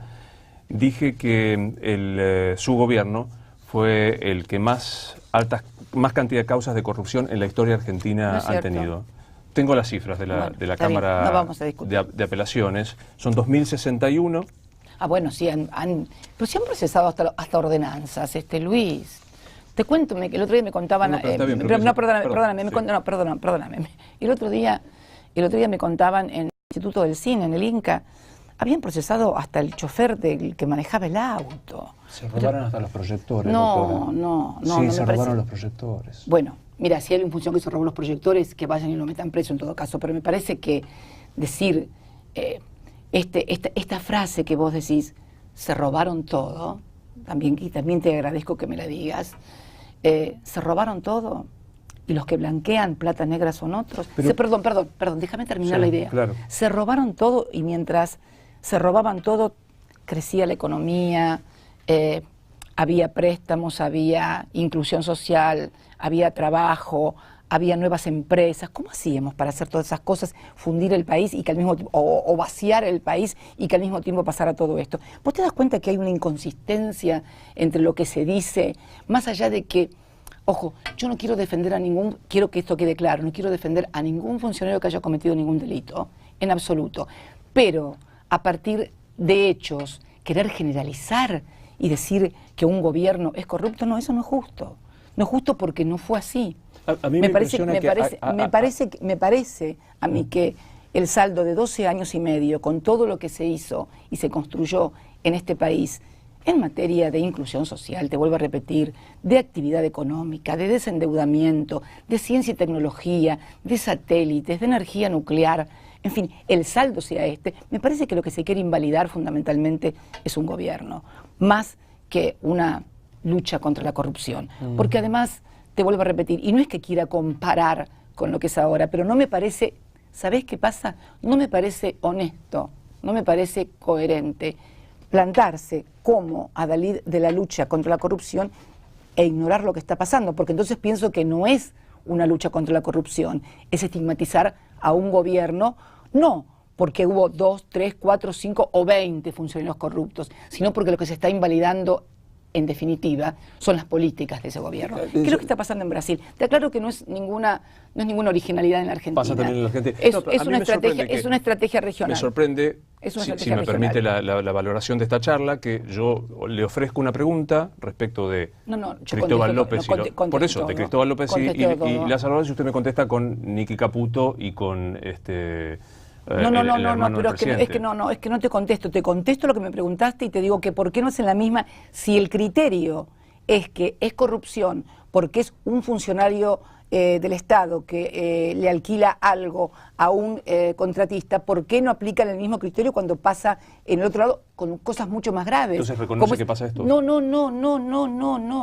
Te estoy diciendo que alquilaban a niveles y a precios de los que son de mercado. Y por el otro lado estamos hablando de negocios, de empresas que se benefician por las decisiones que los funcionarios toman en su calidad de funcionarios. A ver, perdón. Es consulta de curiosidad. ¿De verdad le parece ético contratar con los mismos concesionarios del Estado, como el caso de Cristóbal López y Lázaro Báez, para ustedes fueron socios? ¿De quién? De las empresas suyas. No. Contrataban con los sauces. ¿Pero cómo van a ser socios de empresas mías? Bueno, pero Luis, por favor. Pero contrataron con la empresa suya. Pero no son socios. Bueno, un contrato es un modo de asociación. No, un contrato de alquiler es un contrato. No, perdón, vos sos abogado igual que yo. Un contrato de alquiler es un contrato de alquiler. ¿Cómo un contrato de alquiler es un contrato de sociedad? Bueno, corrijo la expresión. Tenían contratos de alquiler. De alquiler, pero es muy interesante. Pero la empresa propiedad de su familia tenía un 66% de sus contrataciones con Cristóbal López, un 23% con Lázaro Báez. Esto hace que prácticamente fueran los contratantes privilegiados. ¿No le hace ruido con el hecho de después tener que entregar concesiones como salas de juego u obra pública? Perdón, las concesiones o salas de juego de obra pública, Cristóbal López no empezó a ser concesionario de obra pública con mi gobierno. Me parece que entonces teníamos que invalidar a todos los que son tendríamos que invalidar a todo empresario que es amigo del presidente o que lo conoce al presidente, no puede hacer... Eso es ley de ética pública. Convengamos, Lázaro Báez comenzó como cajero del Banco Santa Cruz, ¿no? No, creo que era, si me no recuerdo, gerente del banco. Tampoco es un parámetro eso. Yo he escuchado esto de que quien empezó como gerente... ¿Y cómo empezaron muchos empresarios? ¿Cómo empezaron? ¿Empezaron teniendo todo lo que tienen? No sé. El dueño del grupo Clarín, 50%. ¿Cómo empezó? Como contador del grupo. Y hoy tiene el 50%. Me parece que son parámetros que no miden realmente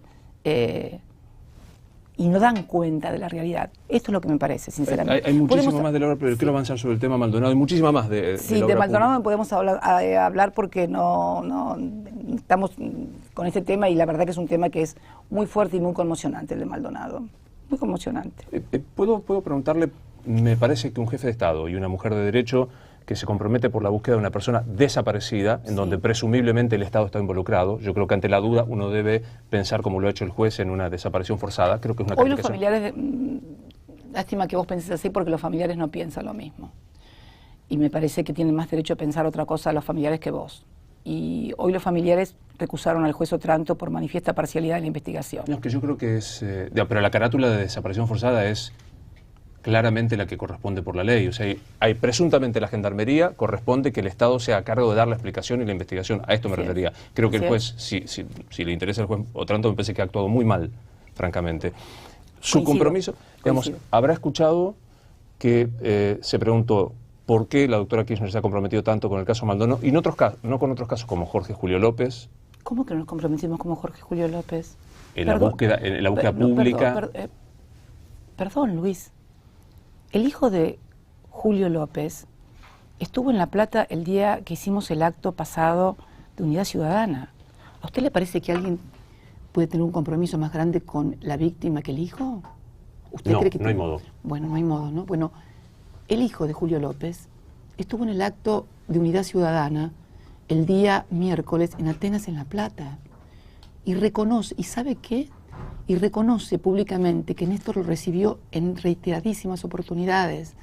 Néstor se conectó con él inmediatamente. Nosotros, esto también lo recuerdo muy bien, me encanta que me hagas acordar este tema porque fue un tema muy fuerte para nosotros, para Néstor, para mí. Nosotros estábamos en Nueva York con motivo de la Asamblea de Naciones Unidas cuando desapareció Julio López, después de declarar en uno de los juicios de lesa humanidad que nosotros impulsamos a partir de la inconstitucionalidad de las leyes de obediencia debida y punto final. Y allá nos notificaron que esta persona que había testimoniado en la causa desaparecido luego de haber sido uno de los testigos de cargo más importantes, uno de los que definió la condena de Checolás en esa causa. Y la verdad que Néstor se desesperó, y yo también, te voy a decir, porque fue muy fuerte. Y ni bien llegamos a la Argentina, nos pusimos en contacto con la familia, con el hijo, pusimos todo a disposición. Hicimos una tarea de conectarnos con la familia. Néstor habló al país del tema. Néstor le habló al país sobre el tema de Julio López. Jorge Julio López. Aunque todos lo conocían como Julio López. Le habló al país. Han pasado 42 días o 43 y no hemos escuchado una sola palabra, una sola mención del presidente que no sea cuando sube a un ascensor sobre un chico que ha desaparecido después de un operativo de gendarmería. ¿Cómo que no sé? Al contrario, en el caso de Mariano Ferreira, que fue, ni siquiera estaba involucrado el Estado porque había sido una pelea entre militantes, entre sindicatos y demás, Néstor prácticamente fue el que consiguió el testigo que denunció lo que había pasado. Por favor, hemos tenido una... Es una cosa... hay un compromiso y una convicción y una historia con todo lo que sea violación de los derechos humanos y desaparición forzada de las personas. ¿Por qué nombró a Milani frente al ejército, frente a esto? A ver, porque Milani ya había sido, había pasado por 3 ascensos previos con control de los organismos de derechos humanos. No es que saqué de la... O sea, había empezado, creo, cuando llegamos nosotros, no sé si era coronel, no me acuerdo, y después, finalmente también lo terminé separando. No es que se fue conmigo el 10 de diciembre, pero lo cierto es que había pasado por el filtro del Senado, en el cual siempre el Senado consultaba a todas las organizaciones de derechos humanos para verificar que no hubiera ningún antecedente que se pudiera haber disparado. O sea, había un control muy grande de la Secretaría de Derechos Humanos primero y luego también por parte de las organizaciones de derechos humanos. Una denuncia de abuelas. No, claro, al momento, si hubiera habido una denuncia de abuelas, al momento de su designación no había ninguna denuncia. No, nos quedan pocos minutos, de acuerdo a lo pactado, son 16:24. Tengo varios temas, voy a apelar a su capacidad de resumen de las respuestas, si puede y si le parece oportuno. El doctor Néstor Kirchner hizo 2 cadenas nacionales en 4 años. Usted hizo 121 en 4 y 31 en los últimos 6 meses. ¿Cuál es la pregunta? Bueno, la pregunta.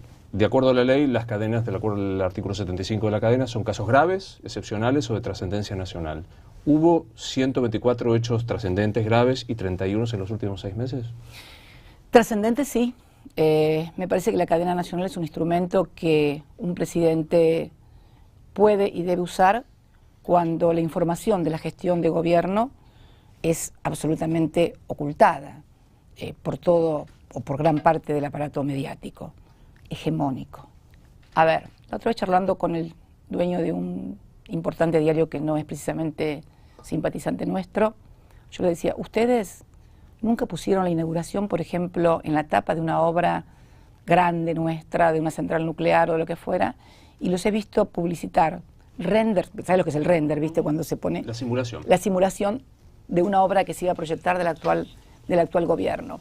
Me parece que lo que sí me voy a criticar de las cadenas nacionales es el tono. Eso sí, no la utilización para difundir los actos de gobierno, para difundir la inauguración de obras, para difundir medidas trascendentales como la asignación universal por hijo, como la recuperación patrimonial de YPF, para las jubilaciones, para las inclusiones. No, en absoluto. si te digo que no estoy de acuerdo con eso, te miento. A mí me encantaría que este gobierno pudiera utilizar la cadena nacional para explicarnos qué pasó con Santiago Maldonado, para explicarnos todos los planes que tiene en materia, por ejemplo, de reforma o precarización laboral. No me molesta en cuanto en tanto sea para informar. Lo que sí te voy a conceder, que por allí el tono y algunas cosas que decían no eran las apropiadas para una cadena nacional. ¿Por qué? Porque, pensándolo en retrospectiva, muchas veces yo estaba enojada, el tono, y entonces de repente alguien que llegaba a su casa después de un día de trabajo y encendía el televisor y veía que la presidenta estaba ofuscada, o por lo menos aparentaba, o por lo menos la sensación, la percepción que le quedaba era de una persona enojada o crispada u ofuscada, no es la mejor. No es la mejor para un presidente. Y yo no lo advertí. Y en eso me critico duramente. No advertí que precisamente por las formas iban a ser atacada y criticada e invalidar lo que era importante. Y entonces ahí me di cuenta, y esto lo miro con retrospectiva, que muchas veces las formas, cuando sirven como instrumento para invalidar políticas de fondo o las cuestiones importantes, han dejado de ser cuestiones de forma o cuestiones formales para convertirse también en cuestiones estructurales. Eso lo debí haber advertido. Lo debí haber advertido. Ahora, me pregunto, si no hubiéramos utilizado la cadena nacional para comunicar la inauguración de obras, de fábricas. ¿Vos te acordás que había mucha también teleconferencia? Porque sí, era tal era tal la cantidad. No quiero aburrirla, pero había tal la cantidad, inauguraciones del pabellón de Venecia de Argentina. ¿Y no te parece importante? Para una cadena nacional definitivamente no. ¿No te parece importante el a mí la ley dice cultural? Que no, es una interpretación muy sesgada, discúlpame, no es así. ¿Casos graves, excepcionales o de trascendencia nacional? No es así. Bueno, es trascendencia nacional que se inaugure pabellón cultural en la Bienal de Venecia, que es una de las muestras de arte más importantes del mundo. ¿Cadena nacional? Bueno, mira, Luis, evidentemente vos tenés una percepción y una opinión diferente a la que yo tengo. A mí personalmente que un gobierno comunique las cosas que hace, a mí me gusta, sobre todo cuando teníamos muy sesgado todos los otros canales de comunicación. Me están pidiendo que termine. Salvo que usted me admita que sigamos un ratito más. Todos los otros canales de comunicación estaban absolutamente sesgados. Es más, decían que no era cierto lo que inaugurábamos, es más, negaban las cosas, mentían. Fue una cosa muy difícil. ¿Vos no te pareció, sinceramente, que la gestión de gobierno, sobre todo en el periodo de mi segunda presidencia, era casi una batalla campal contra el gobierno de los medios hegemónicos de comunicación? Sinceramente. ¿Me está preguntando? Sí, claro. Yo ¿Se lo puedo contestar? O sea, ¿a vos no te pareció eso? A mí me pareció que la batalla la instaló, y por eso quiero hablar de la grieta para terminar. Vos sabés una cosa, vos sabés que el que dijo que hicimos periodismo de guerra no fue en 678. Vos que hoy me reprochabas lo de 678. ¿Vos sabés quién dijo hicimos periodismo de guerra?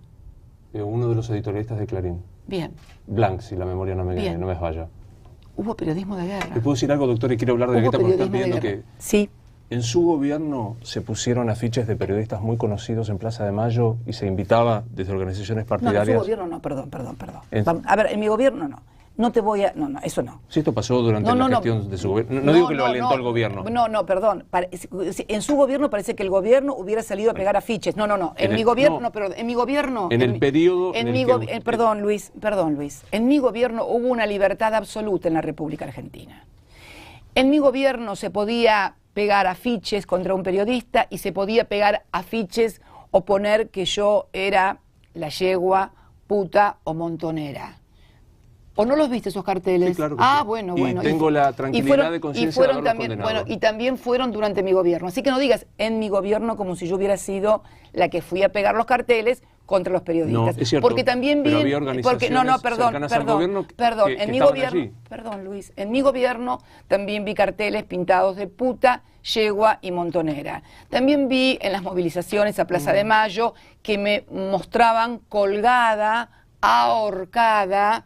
Y ¿escuchaste que alguna vez se reprimiera a alguien? En mi gobierno, en las redes sociales, me insultaban, me agraviaban y me amenazaban. ¿Escuchaste a alguien que fuera preso como ahora cuando alguien dice algo del presidente, si no le gusta lo meten preso? Pero no está bien en mi que gobierno, quien agrede a un jefe de Estado... Perdón, en mi gobierno había profundísima libertad. Toda la libertad que no hay en este gobierno, que persigue a la gente, que mete presos a uno porque hace... Un chico estuvo preso por un Twitter un mes. Luis, en este gobierno, un mes preso por un Twitter.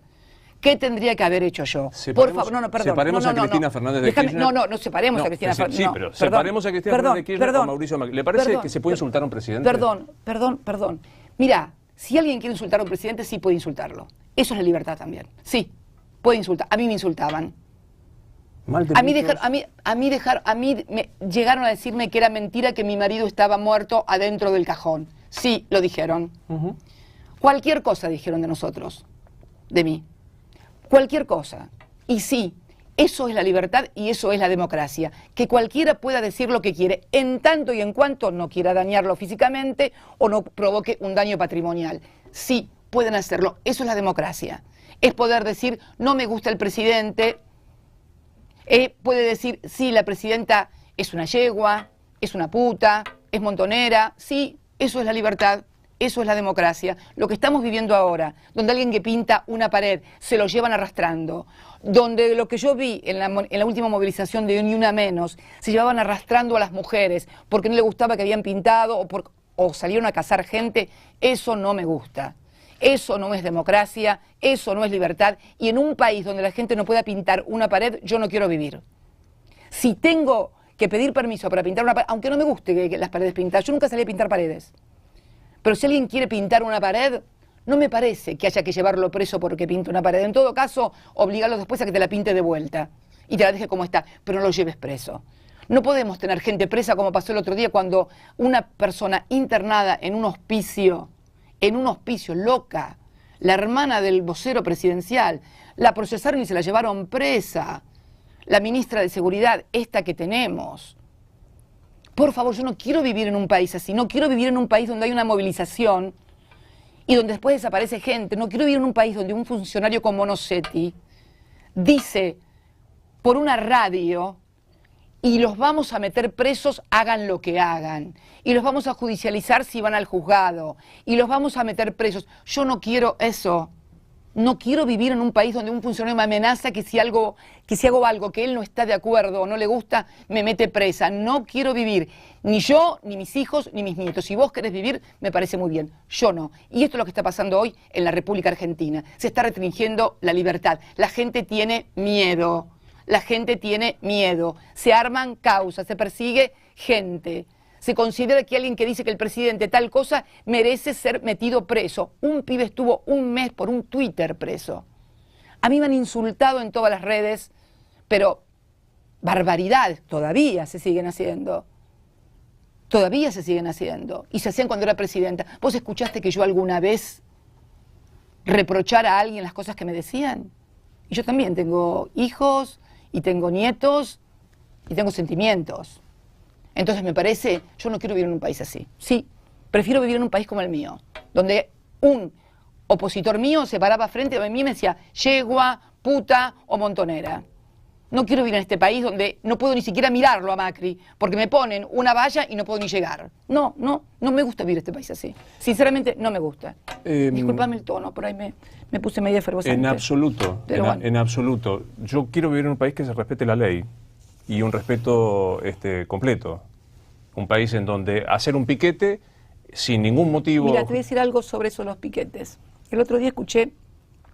Termino la expresión. Sí, no. En donde un piquete es una acción ilegal, salvo situaciones graves y extraordinarias. Durante muchísimo tiempo, el piquete no solo fue un hecho que no respondía a esto, sino casi alentado por funcionarios cercanos al gobierno, como Luis de Liga. No, al contrario. Yo, si te digo la verdad, yo me enojaba mucho con los piquetes.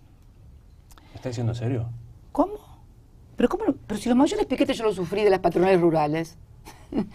Es curioso lo tuyo, Luis, que te indigne tanto los piquetes cuando durante 4 meses cortaron las rutas de toda la República, hubo desabastecimiento en los supermercados y eran las patronales rurales. No escuché a ninguno de los medios que se rasgan las vestiduras con los piqueteros que cortan una calle para recibir un plan alimentario.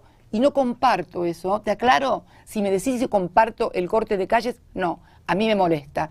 Ahora, yo sufrí cortes de rutas durante 4 meses. Y luego también hubo cortes siempre de piqueteros que eran las organizaciones piqueteras nunca fueron afines al gobierno. Sí, fueron. No, discúlpame, me parece que estás mal informado. La corriente clasista y combativa, la CCC, es opositora. Barrios de Pie, son opositores. Sí, claramente. Esas dos organizaciones, bueno, pero tantísimas otras no. Perdón. Pero Ya que me tocaste el tema de los piquetes, déjame terminar. Se cansaron de cortarnos en las calles cuando éramos gobierno. Se cansaron de... Y a mí me daba mucha rabia y mucha bronca también. Y me acuerdo que una vez Néstor, porque una vez no sé qué dije, tendríamos que hacer algo para que no corten más las calles porque la gente se enoja. Y él tenía muy en claro lo que le había pasado a Duhalde con Costec y Santillán, una cosa que a él le quedó muy grabada. Y siempre me dijo, mira Cristina, no me voy a dar nunca. Yo prefiero que alguien me insulte o te insulte, cuando ya era yo la presidenta y me enojaba por ahí con los cortes, porque cortaron la calle, porque no los reprimen, porque no los sacan, pero porque seguramente esa persona, pasado un tiempo, y se va a olvidar de vos y de lo que... Ahora sí, en una represión de un piquete, la policía mata a una persona, ese fantasma te va a acompañar toda tu vida. Eso me lo quedé grabada acá, en la cabeza, y nunca me lo pude sacar. Y la verdad que haber terminado en una Argentina violenta, en una Argentina tan dividida por hechos de violencia, 3 periodos de gobierno, Luis, sin haber tenido que lamentar una víctima por la represión, yo lo vivo con mucho orgullo y con mucha tranquilidad. No sería yo, no sería Cristina, si yo tuviera que lamentar que por reprimir un piquete, que como vos decís es cierto, no tiene por qué interrumpir el tránsito, murió una persona. La verdad, no descansaría bien. Y la verdad que es una cosa que es, y te vuelvo a repetir, durante 4 meses cortaron las rutas, si vos ves un índice de cortes de ruta, nunca en la República Argentina, en toda la historia, hubo un índice de cortes de rutas más grande que el que se vivió en el conflicto con las patronales rurales. Sin embargo, no escuché a ningún comunicador social. Muchos, sí. Bueno, por ahí no lo escuchaba yo. Convengamos que recuerdo que en aquellos cortes se enviaba a Hugo Moyano a pedir... Lo cortaron, pero me parece que es esto. Por eso te digo que... Quiero cerrar porque... el tema de la brecha, me decías. Voy a seguir hablando, pero... Para terminar con el tema... de la grieta. Usted hablaba de, y comparto, de odio, enfrentamiento... ¿Me das un poquito más de agua? Odio, enfrentamiento... Bueno, por eso como usted quiera llamarlo. No quiero volver a vivir eso. ¿No se siente responsable como desde su gobierno haber alentado eso? No, al contrario. Mira, la famosa grieta. ¿Qué edad tenés, Luis? Vos 53 me decías, ¿no? 53. Bueno, mira, Luis, la famosa grieta no es un invento argentino a partir de 2003. La grieta entre los argentinos viene de mucho antes. Yo recuerdo en mi casa, en la primera casa donde nací, en 4 y 32, terminar abruptamente una fiesta, no me acuerdo si era navideña o de fin de año, porque hubo una pelea familiar por el peronismo, antiperonistas, pero de terminar la cena, portazo, e irse cada uno a su casa. Y si querés un poquito más adelante, lo que era el irigoyenismo, el radicalismo, con los que eran los conservadores, los unitarios y los federales. Tenemos 200 años de grieta, Luis. Y yo creo que estamos, aunque te parezca mentira, y yo estoy convencida de que tenemos que hacer un intento de superar esto.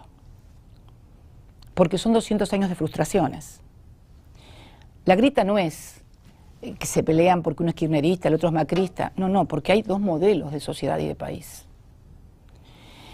Están los que piensan que, por ejemplo, la solución para la Argentina puede ser la precarización laboral, o la flexibilización laboral, o la reforma laboral, como vos quieras llamarla. Estamos los que creemos que esto no es bueno. Creemos que la precarización laboral se asocia indefectiblemente, como sucede en México, con el narcotráfico, por ejemplo.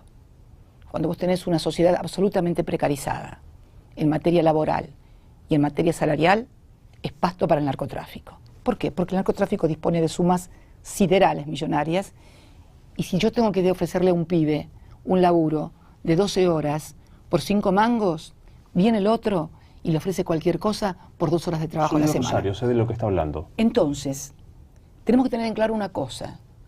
La precarización laboral es la mejor socia del narcotráfico. Porque los jóvenes quedan sin oportunidad. Le sacaste la netbook, le sacaste el progresar, no consigue laburo, no va a la universidad, y vos le ofreces 5 lucas y 10 lucas para que labure 12 horas, unos te la van a agarrar, porque no todos van a terminar en el delito o en el narcotráfico, pero una parte importante se va a ir al narcotráfico. Esto es clave entenderlo como sociedad. Estoy de acuerdo. Creció así en Rosario, pero creció así en la gestión suya, doctora. No. Esto es clave. El fenómeno del narcotráfico en Rosario se dio durante su gestión. Perdón, no, mi gestión, perdón, está preso el jefe, perdón, Luis, no digas mi gestión, está preso el jefe de Rosario de los socialistas, ¿no? O también me tengo que hacer cargo, el jefe de policía. Sí, pero no del socialismo, el jefe de policía. Bueno, era el jefe de la policía que puso el socialismo. ¿Cómo en mi gobierno? El jefe de policía no lo puse yo, lo puso... Las condiciones socioeconómicas que relata, sí. No, perdón. ¿Vos creés que las condiciones socioeconómicas que nosotros teníamos no las mejoramos del 2003 a la fecha? ¿Vos no creés la cantidad de planes? Mira, el otro día estaba en Ituzaingó. Fui a Ituzaingó, una fábrica, donde el jefe de mantenimiento de la fábrica, Hugo de Ituzaingó, donde estuve, esto es fácilmente verificable, era un chico que había tenido un programa de los planes de gobierno que eran sustitutivos, digamos, del trabajo. Se incorporó finalmente al trabajo formal con el Fines, terminó la secundaria, con el plan Fines, terminó la secundaria, fue el abanderado y hoy es el jefe de mantenimiento de la planta. Que nos faltó todavía llegar a mucha gente, sí, pero la cantidad de gente que llevamos, impresionante. Hoy estamos con un problema a la inversa. ¿Sabés qué me decía el otro día un trabajador en Ituzaingó? 1 mes y medio hace que está despedido en una fábrica de Ituzaingó metalúrgica. Se paró, estaban todos adelante, había empresarios, porque en Ituzaingó se declaró la emergencia económica para la pequeña y mediana empresa, lo sabías. Bien, se levanta un desocupado, me dice que tiene 47 años, que dejó de trabajar, que lo echaron en una fábrica metalúrgica de 20 personas más, y que hace 1 mes y medio que está en la casa.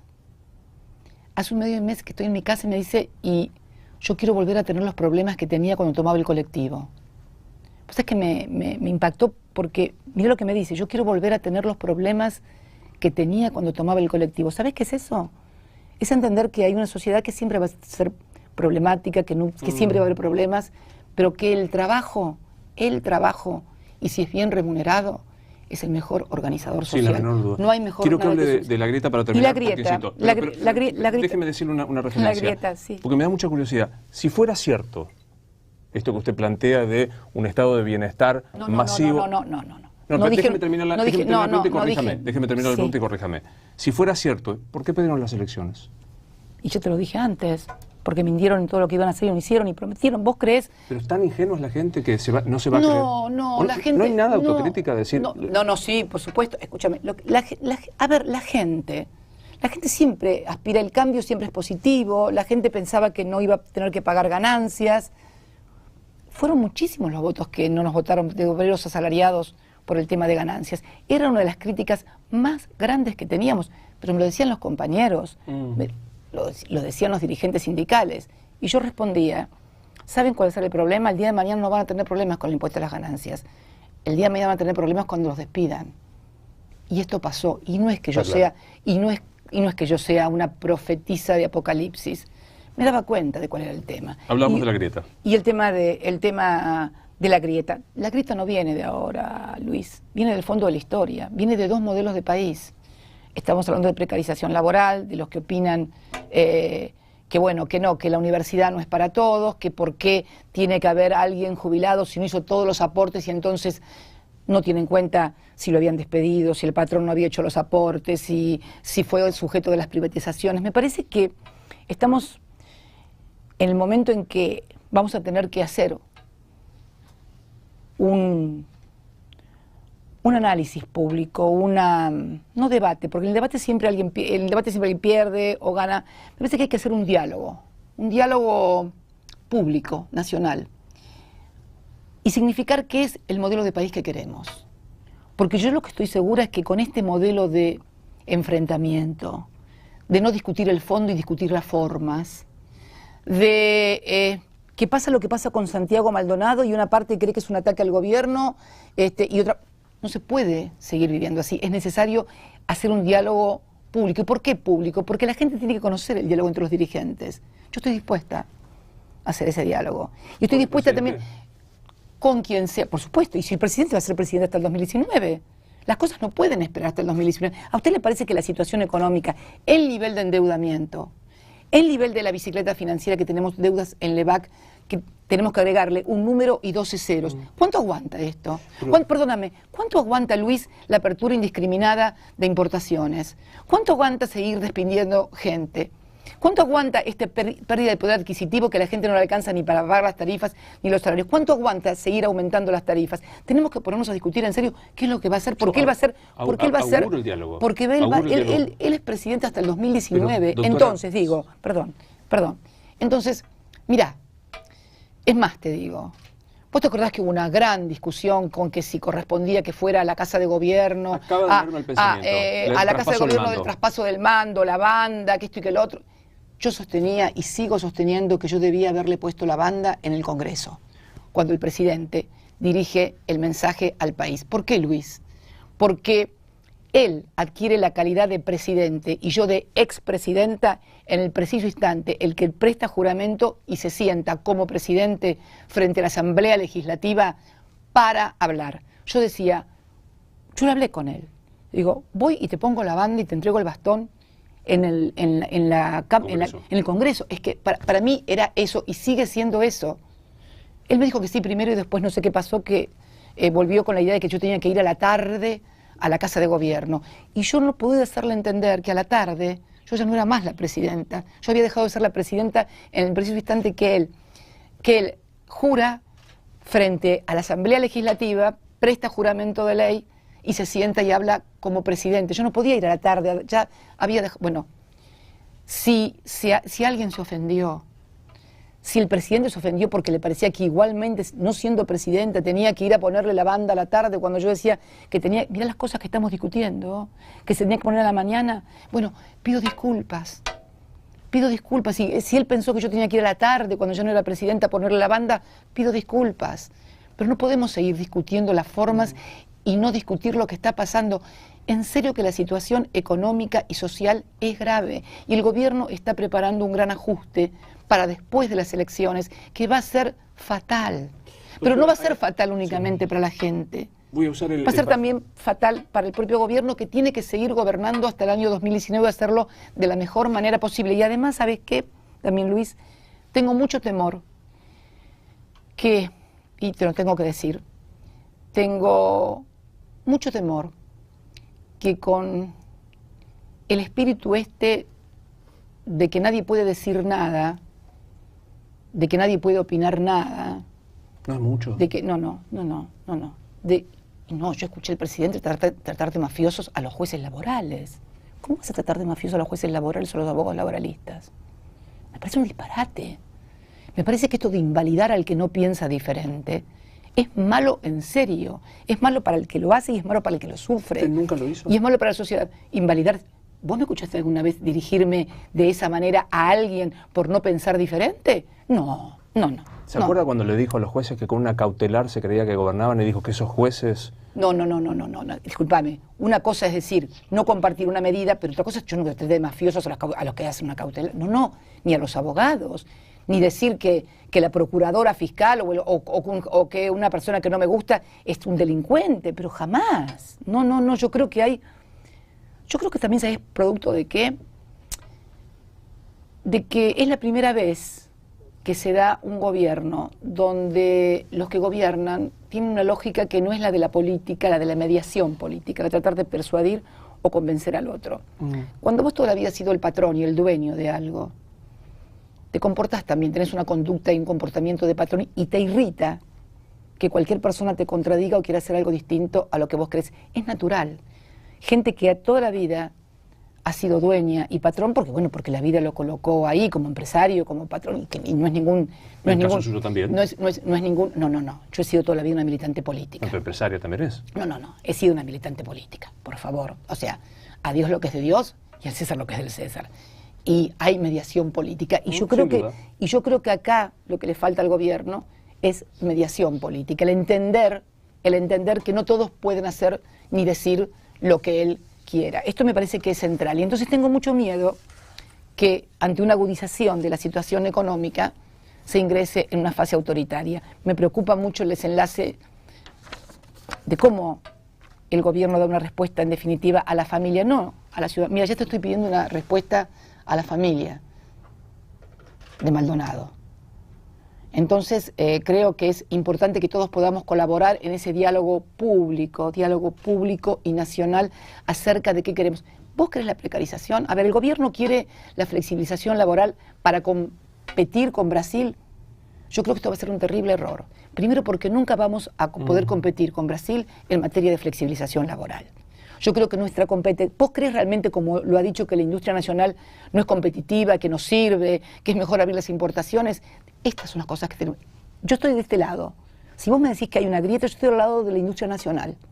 De que creo que tiene que haber trabajo bueno y bien asalariado, que la flexibilización nos sirve, que creo que tiene que haber programas sociales que incluyan a los que no tienen la fuerza de estar incluidos en la sociedad porque la vida, porque el Estado, porque, en fin, no pudieron acceder a los bienes que han accedido otros. Yo creo en eso. Pero hay gente que piensa que los que tienen un programa social son vagos, son choriplaneros. Bueno, estas cosas me parece que no contribuyen. Claro. Me parece que es lo que hay que hacer. Y yo estoy dispuesta a hacerlo. ¿Sabes por qué estoy dispuesta a hacerlo? Porque yo quiero vivir un país muy diferente al que me tocó vivir a mí de joven. Yo viví un país muy enfrentado y muy violento de joven. Y tengo mucho miedo de estar abonando con estas cosas que estamos viendo una suerte de huevo de la serpiente. Y no estoy diciendo que este gobierno es la dictadura, no. Pero no me gustan comportamientos y conductas que creo que se van a agudizar y creo que van a ser malas para todos los argentinos. ¿Y quién es el llamado para este llamado al diálogo? A todos y fundamentalmente al presidente. Fundamentalmente al presidente porque es el que más responsabilidad tiene. Siempre el presidente tiene más responsabilidad que cualquier otro. Yo me siento responsable como una expresidente y como una dirigente de la oposición. La oposición que ha ganado en la provincia de Buenos Aires. ¿Hay algo que no le he preguntado que quiere decir? No. Me pareció excelente todo. Hay una expresión del cuestionario de Bernard Pivot, que es un gran periodista francés que hace cuestionarios, que termina con dos preguntas. La primera es, respetuosamente, ¿dijo siempre la verdad en este reportaje? Sí, absolutamente. Sí, absolutamente. Vos sabés que sí. Vos sabés que sí. Vos sabés que sí. Vos sabés que sí. Puedo tener muchos defectos. El mentir nunca fue mi hobby y además me sale horrible. No, vos sabés que sí, Luis. La locución de vos sabés que sí es una expresión retórica, no la comparto, no la adhiero, quiero decir, no corresponde que yo diga si pienso o no porque el reportaje es usted o yo no. Bueno, no tenías esa actitud cuando en otras oportunidades parecía que me estabas diciendo y reafirmando lo contrario. No pienso como usted en muchísimas cosas. Yo diría que en casi nada. Es más, soy más audaz que vos, que no te animas a decir que no pensás en nada igual que mí. ¿Sabe que no? Bueno, yo me parece que no pienso en nada igual que vos, pero mira, acá estoy, estamos charlando y hablando. Bueno. Creo que y está auspicio bueno. que finalmente se haya producido, Y que está- a y pesar está de que muy haya bueno. pasado mucho tiempo. Y está muy bueno. ¿Y te puedo decir otra cosa? Espero verte en algún próximo reportaje con Macri. Cuando quiera. Con el mismo nivel de preguntas Cuando que me hiciste a quiera, mí. con todo gusto. No creo que te lo dejen hacer. Vos sabés que no te lo van a dejar No, hacer. no es cierto eso. Bueno, no me refiero a las autoridades de acá de Infobae, no para nada. No. Y la última pregunta de Bernard Pivot es, si el cielo existe, y si Dios existe, ¿qué cree que le va a decir Dios cuando llegue? Uy, qué pregunta. Uy, qué pregunta. Yo creo en Dios profundamente. ¿Qué me va a decir? Tal vez no hiciste todo lo que debiste hacer. Pudiste hacer más. En definitiva, Dios siempre piensa que podemos haber hecho más. Pero sí estoy segura que me va a recibir. ¿Sabes por qué? Porque me jugué muy fuerte por los más vulnerables, por los que menos tienen y por los pobres. ¿Sabes por qué me odian mucho? A mí. Por eso. Porque, es más, se puede leer en letra de moldes. Cuando dicen Cristina representa a los pobres, a los que no tienen nada. Sí. ¿Usted odia? Quiero representar. No. ¿No odia a nadie? No te deja vivir el odio. El odio no te deja vivir. Te torna una mala persona. No te deja vivir. Si yo odiara, ya me hubiera muerto posiblemente.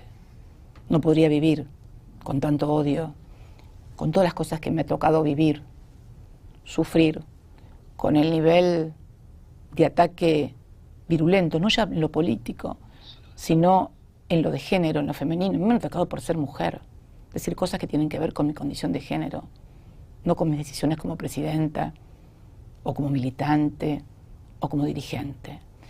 Y la verdad que las he soportado con dignidad, y las voy a seguir soportando con dignidad.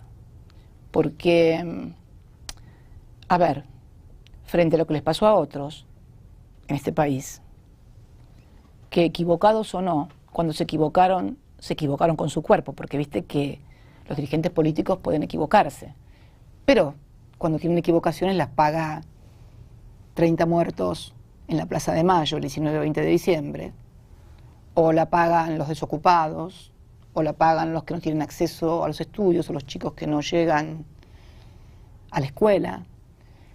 Pero cuando mucha gente que se equivocó políticamente, pero lo pagó con su cuerpo, es también otro nivel de equivocación más respetable, me parece, que los que se equivocan a costa del cuerpo, del hambre, del trabajo y de la miseria de los demás.